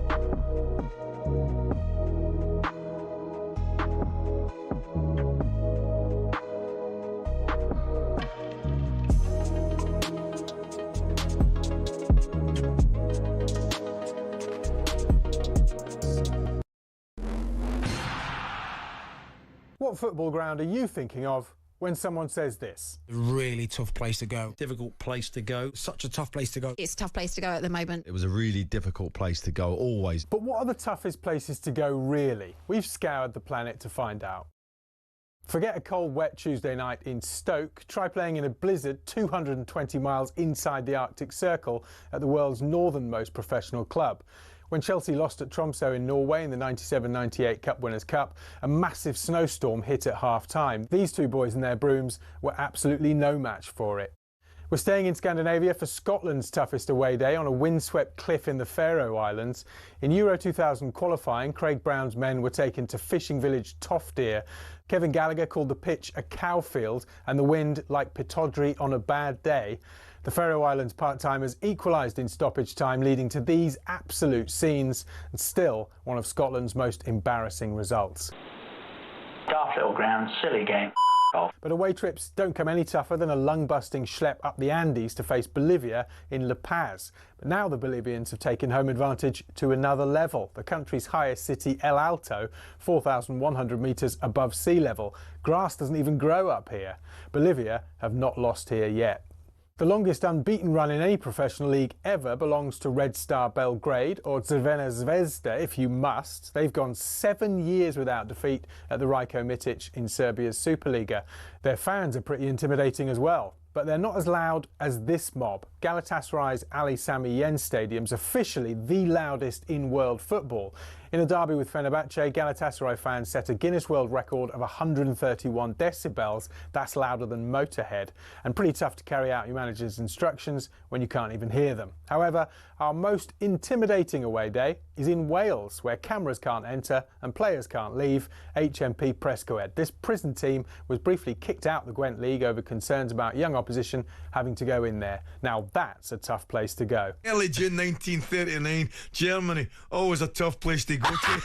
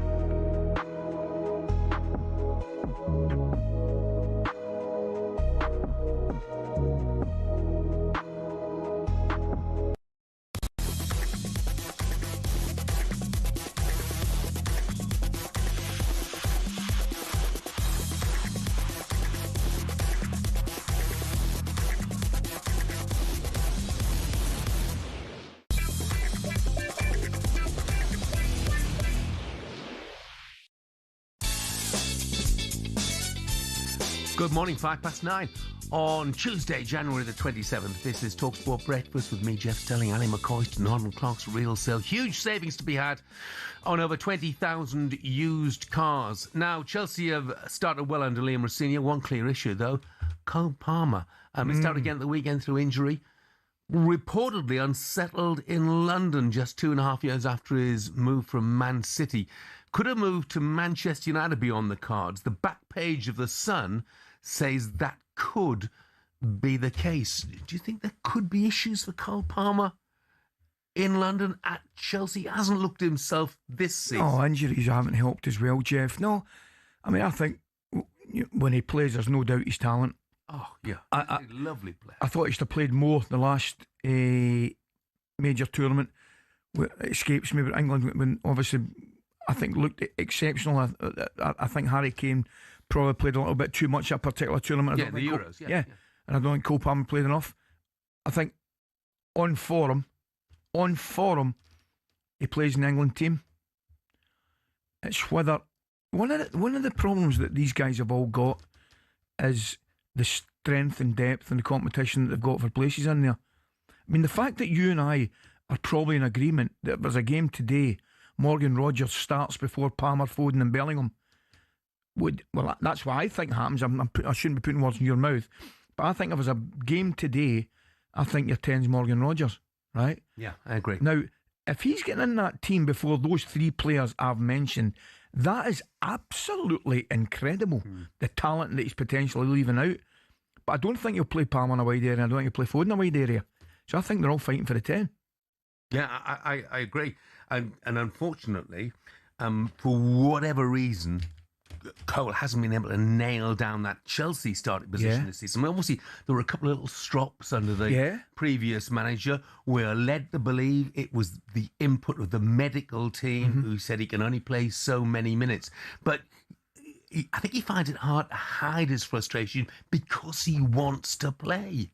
He's old school, isn't he? I mean, in that respect, and we spoke about it before. I mean, do medical teams have too much influence? I don't know. They would say no, clearly, because they were interested in the player. But sometimes nobody knows better. I know sometimes players need to be guarded against themselves, but equally, at the same time, nobody knows better sometimes than the player. Yeah. So, absolutely.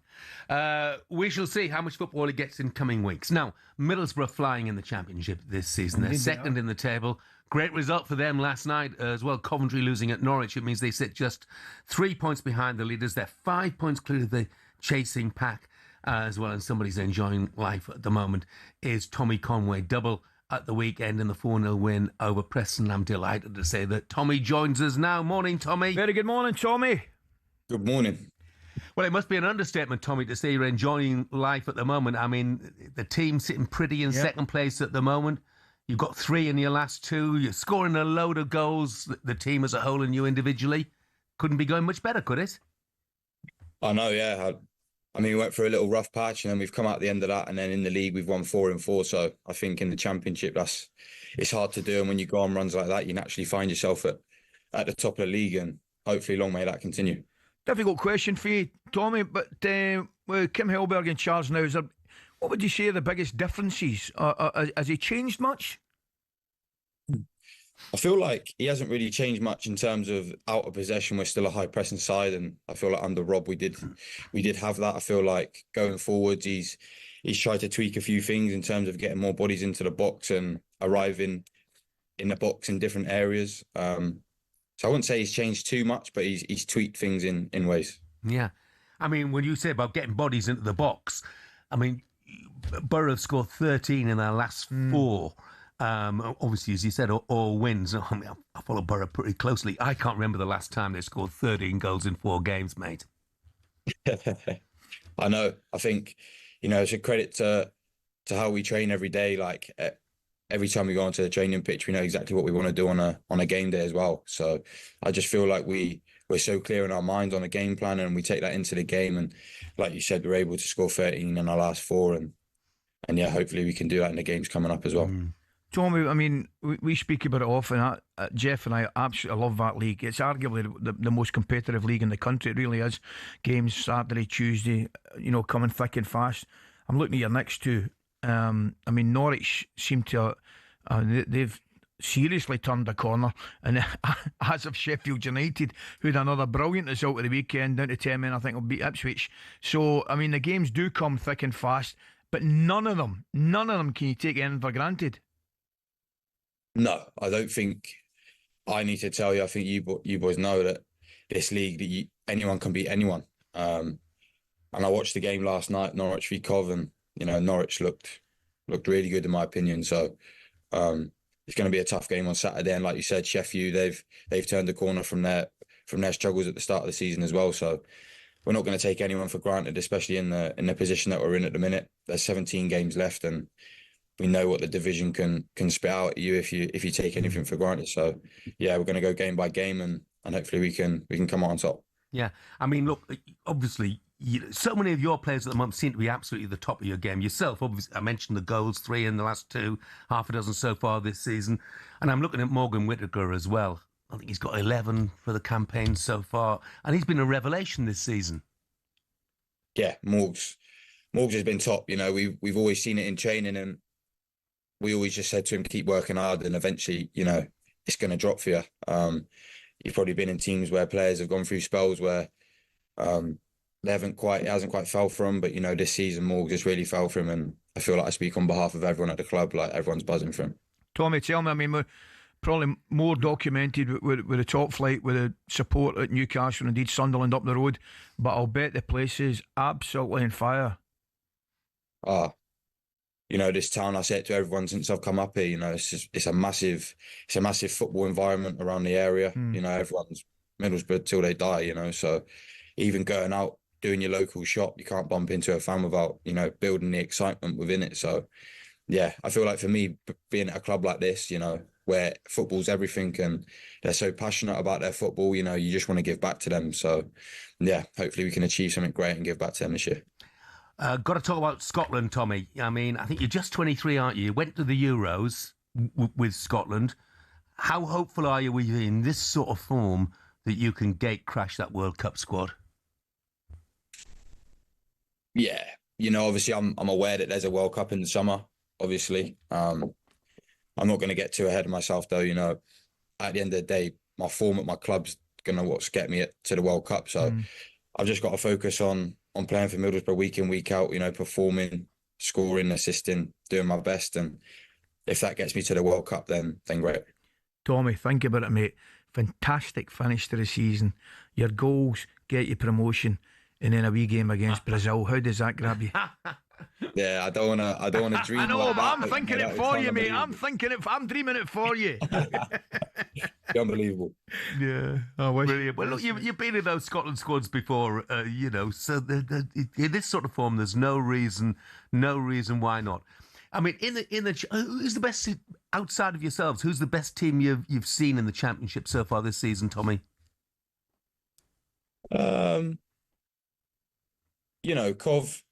Cov and Ipswich, they'd probably be the ones where you'd go, they're good sides and the league table speaks for itself, But I would say every team in the division poses their problems, I feel like you go into games sometimes where you feel like you should get 3 points and you come out with a point, and then you go into games where you think this is going to be tough and you come out with 3 points. Yeah. But every team's giving you different problems, so I couldn't necessarily pinpoint one team, to be honest with you. The league's that tight. Listen, Tommy, just a quick one. It won't be any real surprise to you. I'm guessing the turnaround in Manchester United's fortunes, Carrick seems to, what start he's had? I know, yeah, buzzing for him. We saw what he was like here, and he brought me to the football club, and I'll be forever thankful for him for that. And seeing him do well at Man United and how well he's doing, it doesn't come to a surprise to me, because I saw how well he works every day. So yeah, I'm in no shock that he's doing well, and hopefully that continues for him. Good man. Tommy, keep it going, mate. It would be brilliant to see 3 North East clubs, Newcastle, Sunderland, yourselves in the Premier League, and of course just over the river, Hartlepool will be going up back to the Football League via the playoffs. And we're better luck, I'll see you in Miami, mate. Yes, definitely. Tommy, thanks for your time, mate. Best of luck, mate. Thank you. Brilliant. Flying, eh? Middlesbrough forward Tommy Flying. Conlon. They are flying. And somebody just texted me and said Middlesbrough are so easy on the eye. Yeah. Watch their last 2 games, and the fluidity is something else. And I've never spoken to him in person, but I've heard Kim Hellberg interviewed, and he comes over absolutely brilliantly in interviews as well. And you can see why he's doing so well at the Riverside at the moment. Of course you can. 9:16 coming up after Stuart Pearce won Celebrity Mastermind last night, with his specialist subject being UK punk rock 1975 to 1979. We thought that next we would test our very own Ally McCoist on that exact topic. It's genius.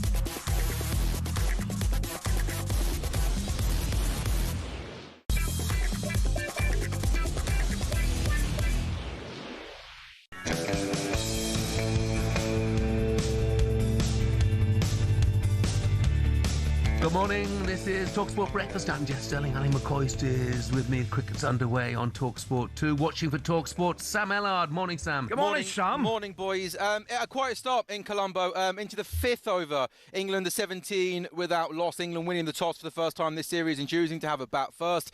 Like the first couple of games, runs aren't going to be easy to come by. It looks a slow wicket, a low wicket, and England are going to have to fight hard for these runs. Only one boundary so far, 4.5 overs in. That's Rayan Ahmed, who opened once again today with no Zach Crawley. It was a full ball from Asita Fernando. Rayan Ahmed driving through the covers. He's 10 from 17. Ben Duckett at the other end, who's had a quiet winter by his standards, unbeaten on 6. We got Fernando and Leon Nage, the two seamers, taking the new ball, but it won't be too long until we see spin, and plenty more spin. Into the fifth over, England the 17 without loss. There's live commentary on talkSPORT 2 and the talkSPORT Cricket YouTube channel. England legends Darren Gough and Steve Harmison both involved. Sam, thanks very much indeed. Now, last night, former England defender Stuart Pearce took his seat in the celebrity mastermind chair, and he came out on top. Ali wanted to know what the questions were, so we thought, what better to do than ask Ali? Ed? No excuses. I didn't want to know live on here. Ed, hit the music. Oh, man. What have I done here? Alistair McCoist, your specialist subject is UK punk rock 1975 to 1979. Here we go. Singer John Lydon rose to fame in 1976 as a member of the Sex Pistols. What was his stage name? Johnny Rotten. Correct. Scottish band The Rezillos had their first UK hit single in 1978 with a song that shared its title with Everybody's on Top of the Pops. Top of the Pops, I'll accept that. Which band, together with The Clash, The Heartbreakers and Johnny Thunders, supported the Sex Pistols on their infamous UK Anarchy tour in 1976, but was sacked after a few gigs due to a disagreement? Oh, there's a question, P. I'll have to pass on it. Am I allowed a guess? Yeah.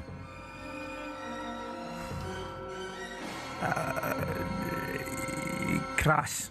The Damned is the... Oh, they got that. The Damned, man. Dave Verney and Rat Scabies. Captain Sensible. It's too late now. Oh, no. What was the name of the title character in the 1979 UK hit single by the Undertones, who wasn't... Kevin. I've got a cousin called Kevin. No. I'm going to get the question in. Oh, I'm not. Give me the full question. You just... No, I can't. You've interrupted. I've got to take your first answer. Right, can I get the question again, though, anyway? OK. What was the name of the title character in the 1979 UK hit single by the Undertones, who wasn't very old, though he was very small, and his name was not Kevin? I'm getting mixed up, because I've got a cousin called Kevin. Oh, the... Come on, Give me a clue. Sorry, no, time costing. Jimmy is the correct answer. Jimmy. Jimmy. Nicky Tesco was the lead singer of which band that had UK hit singles in 1979 called The Sound of the Suburbs and Offshore Banking Business? The Members. Correct. When the narrator of the Stranglers song Peaches realised he's missed his ride home from the beach, he refers to it by what term for an old-fashioned motor coach? Dun dun dun. Dun dun dun dun. Walking on the beaches, in the beaches. I can't remember. Charabang. What's the title of the debut EP that the Manchester band The Buzzcocks released on their label New Hormones in 1977 that featured 4 tracks including Boredom and Friend of Mine?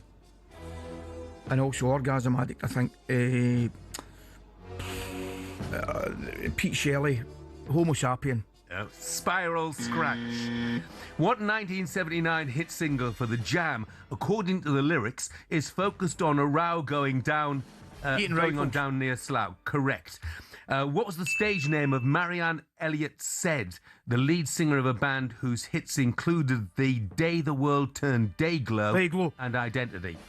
X-ray Specs, Polystyrene. Polystyrene is correct. And at the end of the round, Alistair McCoist, you have scored 5 points. That's acceptable. It's very acceptable. That's acceptable. Yeah. And I'm actually taking 6 because I would have got Jimmy. You can't take 6, you got 5. I'm taking it, and there was another one I got, so he beat me. It was a gallant second because Piercy got 8 Brilliant of those. Now, the only one he got wrong was Jimmy. What was the name of the title? But the 2 songs, the song was called Jimmy. Oh, but they had another song called I've Got a Cousin Called Kevin. Yeah. I jumped in there. I was too quick. What would you pick? Maybe that as your subject. Seriously, maybe that. Yeah. Well, I thought you were more a metal man. No, punk was my thing. Really? Yeah, late 70s. Yeah, punk. That would probably be my era. Yeah. Definitely that era. And I should have got The Damned as well, because I know the Damned. So I should have got that one. I should have got, so I'm taking 7. Well done, mate. I'll be going for Matt Monroe. Now, Everton snuck into the top half of the Premier League last night after a second half equaliser from Tierno Barry, live on talkSPORT. Good low ball into the near post, and Barry is there, stealing a march on his central defender to poke home. And Tierno Barry, who's found form in recent weeks, comes to Everton's rescue again. It's only their second shot on target in the game, and he has poked it home. Look, he's got 4 and 6 now. He has. And that was a good finish, wasn't it? It was proper striker's finish. Yeah, it was a great finish. And good movement. He gets across the defender. Good, yeah. There were a lot of question marks about him, but do you think that now he's proving he has got what it takes? I do. I don't think he's completely through the tunnel yet, but without doubt, there's a lot of light at the end of the tunnel. You can see it. I think that I was really encouraged with the finish last night as well. The way his movement, he moved and finished like a striker, but of confidence. I genuinely think Everton in recent times have been crying out for a number 9 that will consistently score goals for them, and it's been a problem.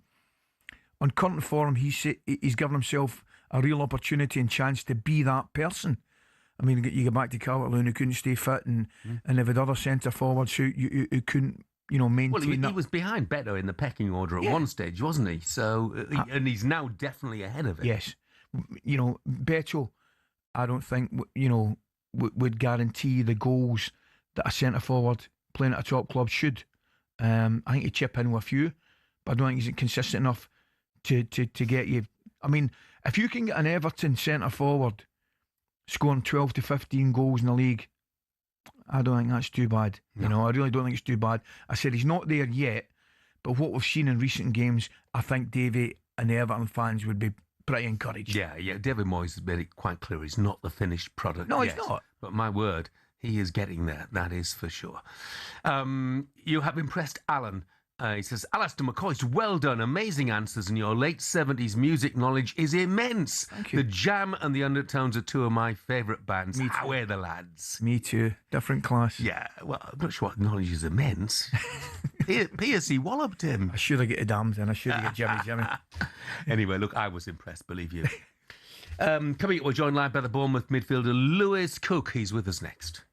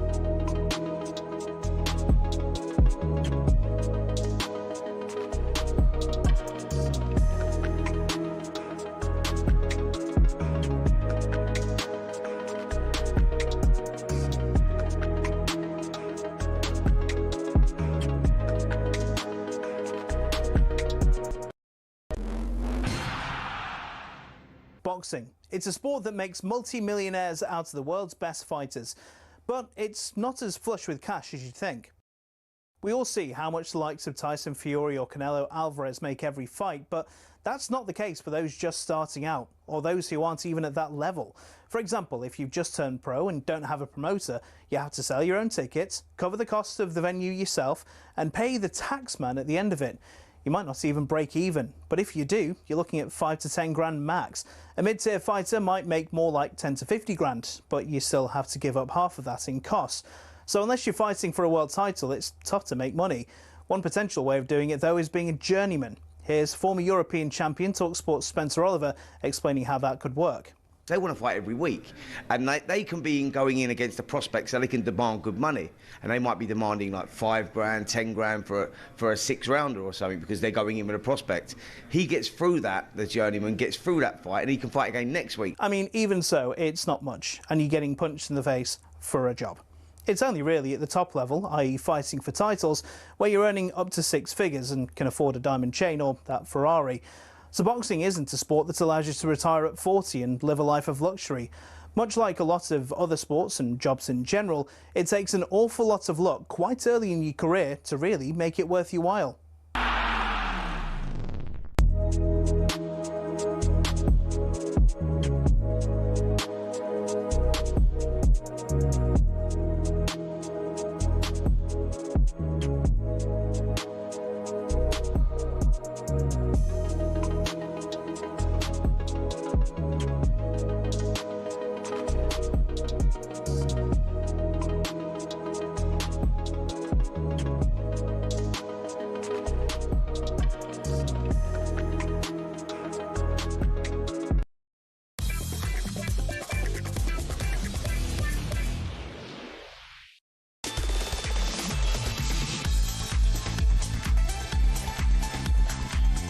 Good morning, this is talkSPORT Breakfast with Arnold Clark. Save on your next car in the real sale. It's the UK's biggest car sale. I'm Jeff Stelling Ally McCoist is with me, and Andy in Birmingham has asked, did Ali used to mark his own tests at school? According to him, he got 11 out of 9 in that quiz. England batting in the third ODI in Sri Lanka. There's been a wicket. Let's get the news from Sam Allard. Yeah, Dhananjaya has got Ben Duckett. England 21 for 1 into the 8th over. Duckett plays the reverse sweep. He picks out the fielder at point. He was starting to get a little bit twitchy, Duckett, about his strike rate. He was 7 from 16. He plays the shot well. It was on the field. On the offside was up, he played the shot and he picked out the fielder straight out point. So Duckett goes for 7. Rain Ahmed at the top of the order, unbeaten on 11. And Joe Root, who got runs in the first 2 matches, has just come to the crease. He's unbeaten on 2. It's spin from both ends. There's live commentary on talkSPORT 2. 1 ball left of the 8th over. England are 21 for 1. Yes, series all square, of course, at 1 apiece. Now, despite changes galore, Bournemouth continue to go from strength to strength. It's their 4th consecutive Premier League season, finished 9th last campaign, of course. Brilliant season for them. Yep. And their manager, I think, has impressed absolutely everybody, Andoni Iraola. One man who's been a massive part of their 4-year run in the Premier League is the man who does this. Lewis Cook with a shot! Oh my word! Lewis Cook with an absolute storming goal for Bournemouth. Bournemouth coming forward, right-hand side of the box, rolls the challenge of Gay, gets the cross in, and the header's in from Lewis Cook. Bournemouth have stolen a point at Goodison Park. Lewis Cook rising on 6 yards, Pittsburgh beaten. Well, I'm delighted to say that joining us now is Lewis Cook. Morning, Lewis. Good morning, Lewis. Morning, guys. You all right? Excellent. Thanks, Lewis. Thanks for joining us, mate. You must be even better, because there's nothing nicer than a last-minute winner, is there, apart from a last-minute winner against the champions? Yeah, I think obviously we've had a few of them against us this season over the last few years, but yeah, you can't beat a last-minute winner, and like you say, against the champions and stuff. Incredible game, incredible performance, and much needed. Lewis, tell me, mate, I look at your team and probably similar in many respects, Brighton and Brentford. The exodus that you have to handle in terms of players moving on is absolutely remarkable, but you keep handling that situation. How difficult is that? Well, yeah, it's difficult. I feel like over the last few years we've done really well. Look, football in general is people come and go, but I think in the last few years we've had a lot of players come and go. I think it's just all down to the club, to be honest. The recruitment, the people upstairs, making big decisions, and yeah, whoever comes in has been ready to play straight away and done really well. Yeah, I know it's part of a footballer's life, but how difficult is that on a personal level, you know? Because a lot of these guys are your mates. If you look from last season, your goalkeeper's gone, most of your defence has gone, Antoine Semenyo has gone. Is it difficult on a personal level? Yeah, I think so. I think the gaffer would be the first person to say. I think if a player's come to this club, done really well, and a big team come in and want to buy them, it's kind of like you're sad for them to leave because it's going to be tough for you as a team, but you're kind of excited for them to go and take the next step in their career, and especially at big clubs, which some players have gone to. You mentioned your gaffer, Lewis. I mean, he's been remarkable, to be brutally honest with you. And we're talking about the exodus. It's all doom and gloom here. It's anything but we've got to ask you a question. The players that you've lost through moving to other clubs, do you fear that might be the case for your manager as well, sadly? Again, I think I've been in football for, I don't know, over 10 years now, and I think in my first couple of seasons I had like 6 managers in 2 years. Yeah. So I've had that in the past, but again, he's here now, and we're rooting for him and just working as hard as we can to keep climbing up the table and getting some wins. But like I say, I can't predict the future. Yeah, the two constants really are you and Adam Smith. Yeah. Well, we're the oldest. Try to be constant. I think that's the hardest thing in football, is to be consistent and stay constant. But yeah, Smudge has been great. He's been here for a long time. Someone we all look up to as a player and a person. So hopefully we can continue a few more years and yeah, see where it goes. Well, brilliant season last year. I think you finished on correction 9th last year. You're sitting comfortable in the middle of the table right now, Lewis. Is it unrealistic, or is it a realistic target? Is there a possibility you guys should be looking at Europe? Look, I don't like putting too much pressure on us as a team and as players, but I feel like we just take it game by game. It's a pretty generic answer, but I think if you go on a little bit of a run at the moment with where the table is and how close it is, you could be right up there. So obviously we've been through a bit of a sticky patch, and we've picked up some good results, and it's helped us. It's settled us down a little bit, and hopefully we can build on them. And yeah, top half would be great. I think if we can try and beat the points tally from last year, like I always say, that's a progression. So we just want to keep progressing as a club. What I think impresses everybody at Bournemouth Lewis, is the recruitment. I mean, the level of recruitment is just incredible. You know, you look at the players. Brilliant. We talk about players going out, but what about them coming in? The junior Krupies of this world, Alex Jimenez, Adrian Truffert. You know, I mean, the recruitment side of it, they rarely seem to get anything wrong. No, I think the players that have come in have been a top draw. Not only we see it day in, day out how good they are on the training pitch, but for players to come in to the Premier League and not really have that adaptation period that people like give them. They've come in straight away and helped the team. You know, they've been more than ready to come and compete. And yeah, very lucky to have the staff and the club here to bring these kind of players in, because it really does help. Lewis, tell me, mate, you look at obviously the top flight in England, some great teams, some great stadiums and things like that, and clearly a stadium with, you know, the greater capacity. However, and people were saying, you know, would it be better for Bournemouth to have the potential to move to a bigger stadium, increase capacity? I get all that.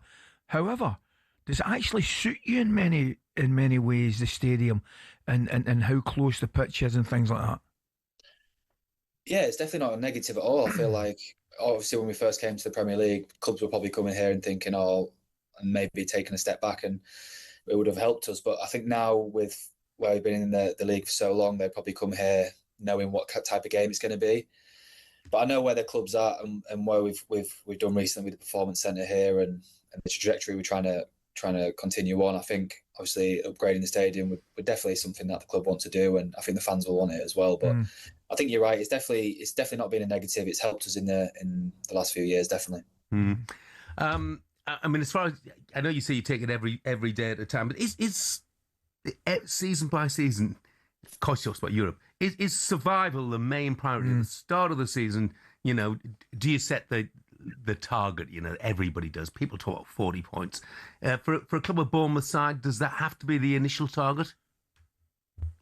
I mean, everyone's got their different opinion as individuals. I would say the club in general, I wouldn't say now is survival's the main thought.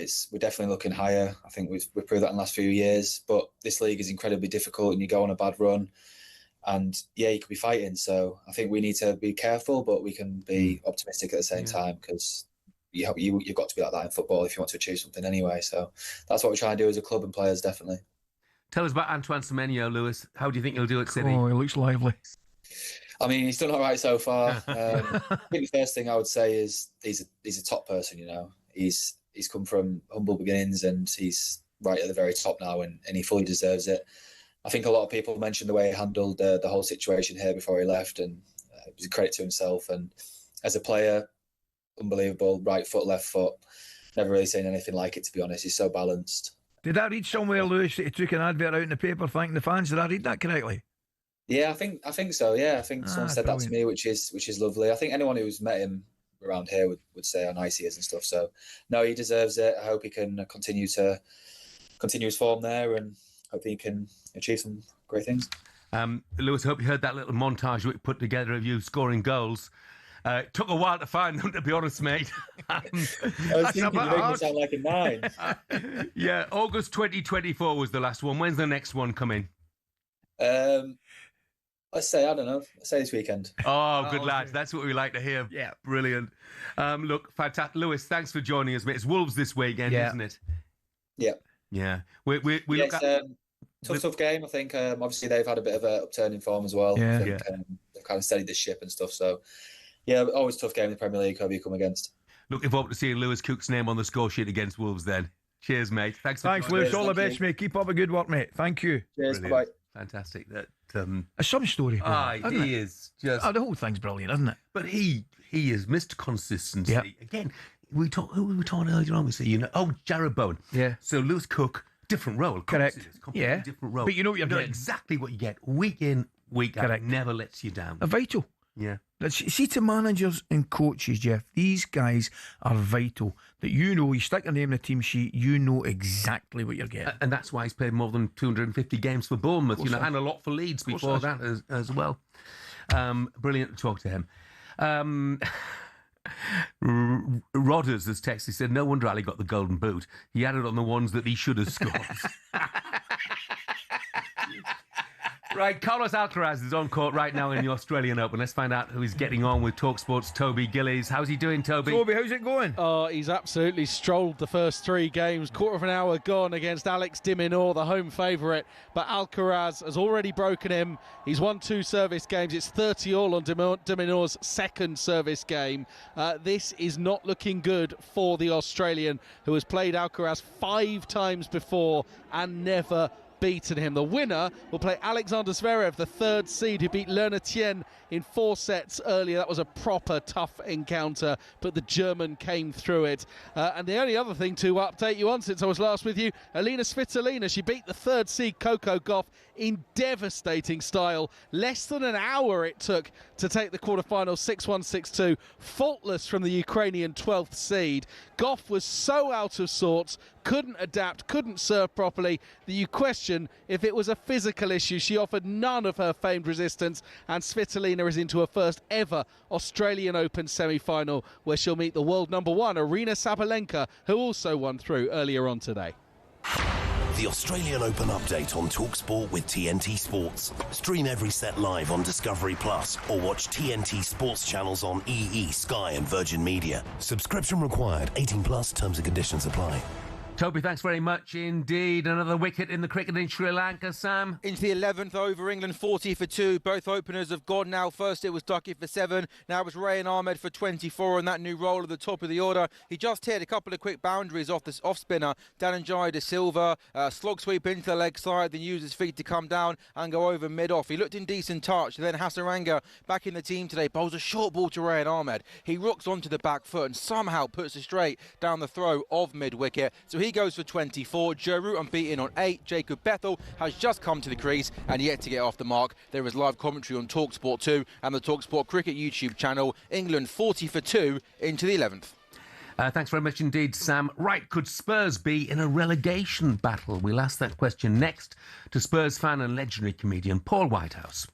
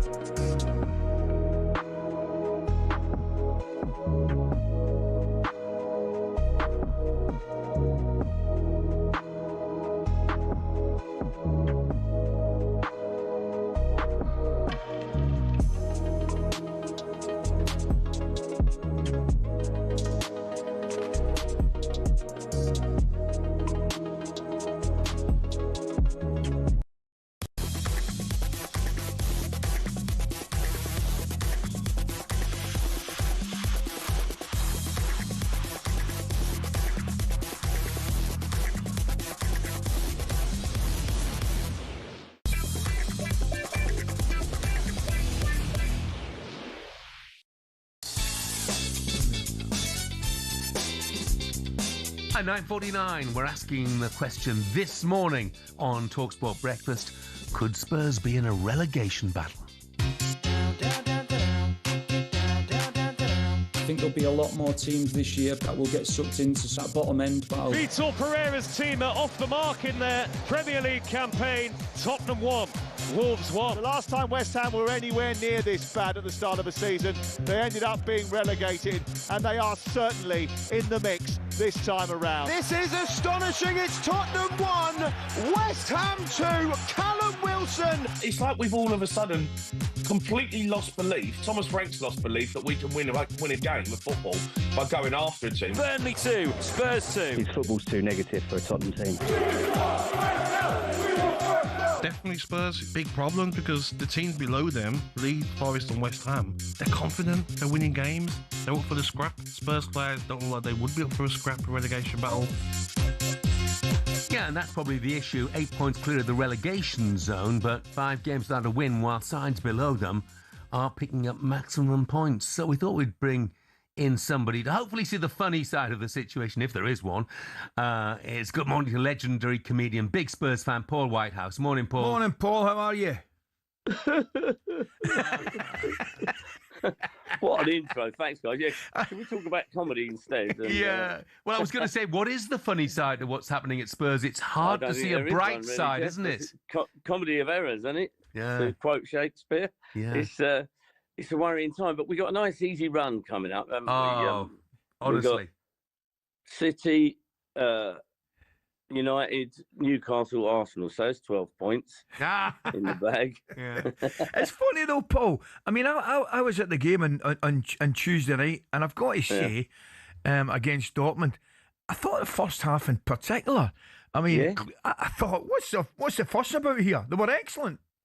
I know, we're great, weren't we, Alec? And I thought Simmons looked really good. He did. He ran the show, really. He looked fantastic. And there are signs that he's starting to, tick now. So, you stay hopeful, don't you? Solanke's back. He scored. Bergvall is out, which is another blow for our sort of more creative players. We've got no Maddison, obviously, no Kulusevski. So, I mean, I don't know, but it was a good result. And, even getting that draw at Burnley, it was the last gasp thing. And we have got Romero and Van der Ven, and they are proper class players. So I'm hoping that if we get dragged into a relegation fight, it's like you say, we're not far off. But we do have, that pairing in defence, and they are brilliant. Yeah, there's no doubt about it. I mean, I mentioned the game on Tuesday. You go to, I think it's Frankfurt again in the last Champions League fixture, and I'm not saying that they've not got anything to play for, but I don't think they can qualify. It would not surprise me again to see Tottenham putting a better performance in Europe.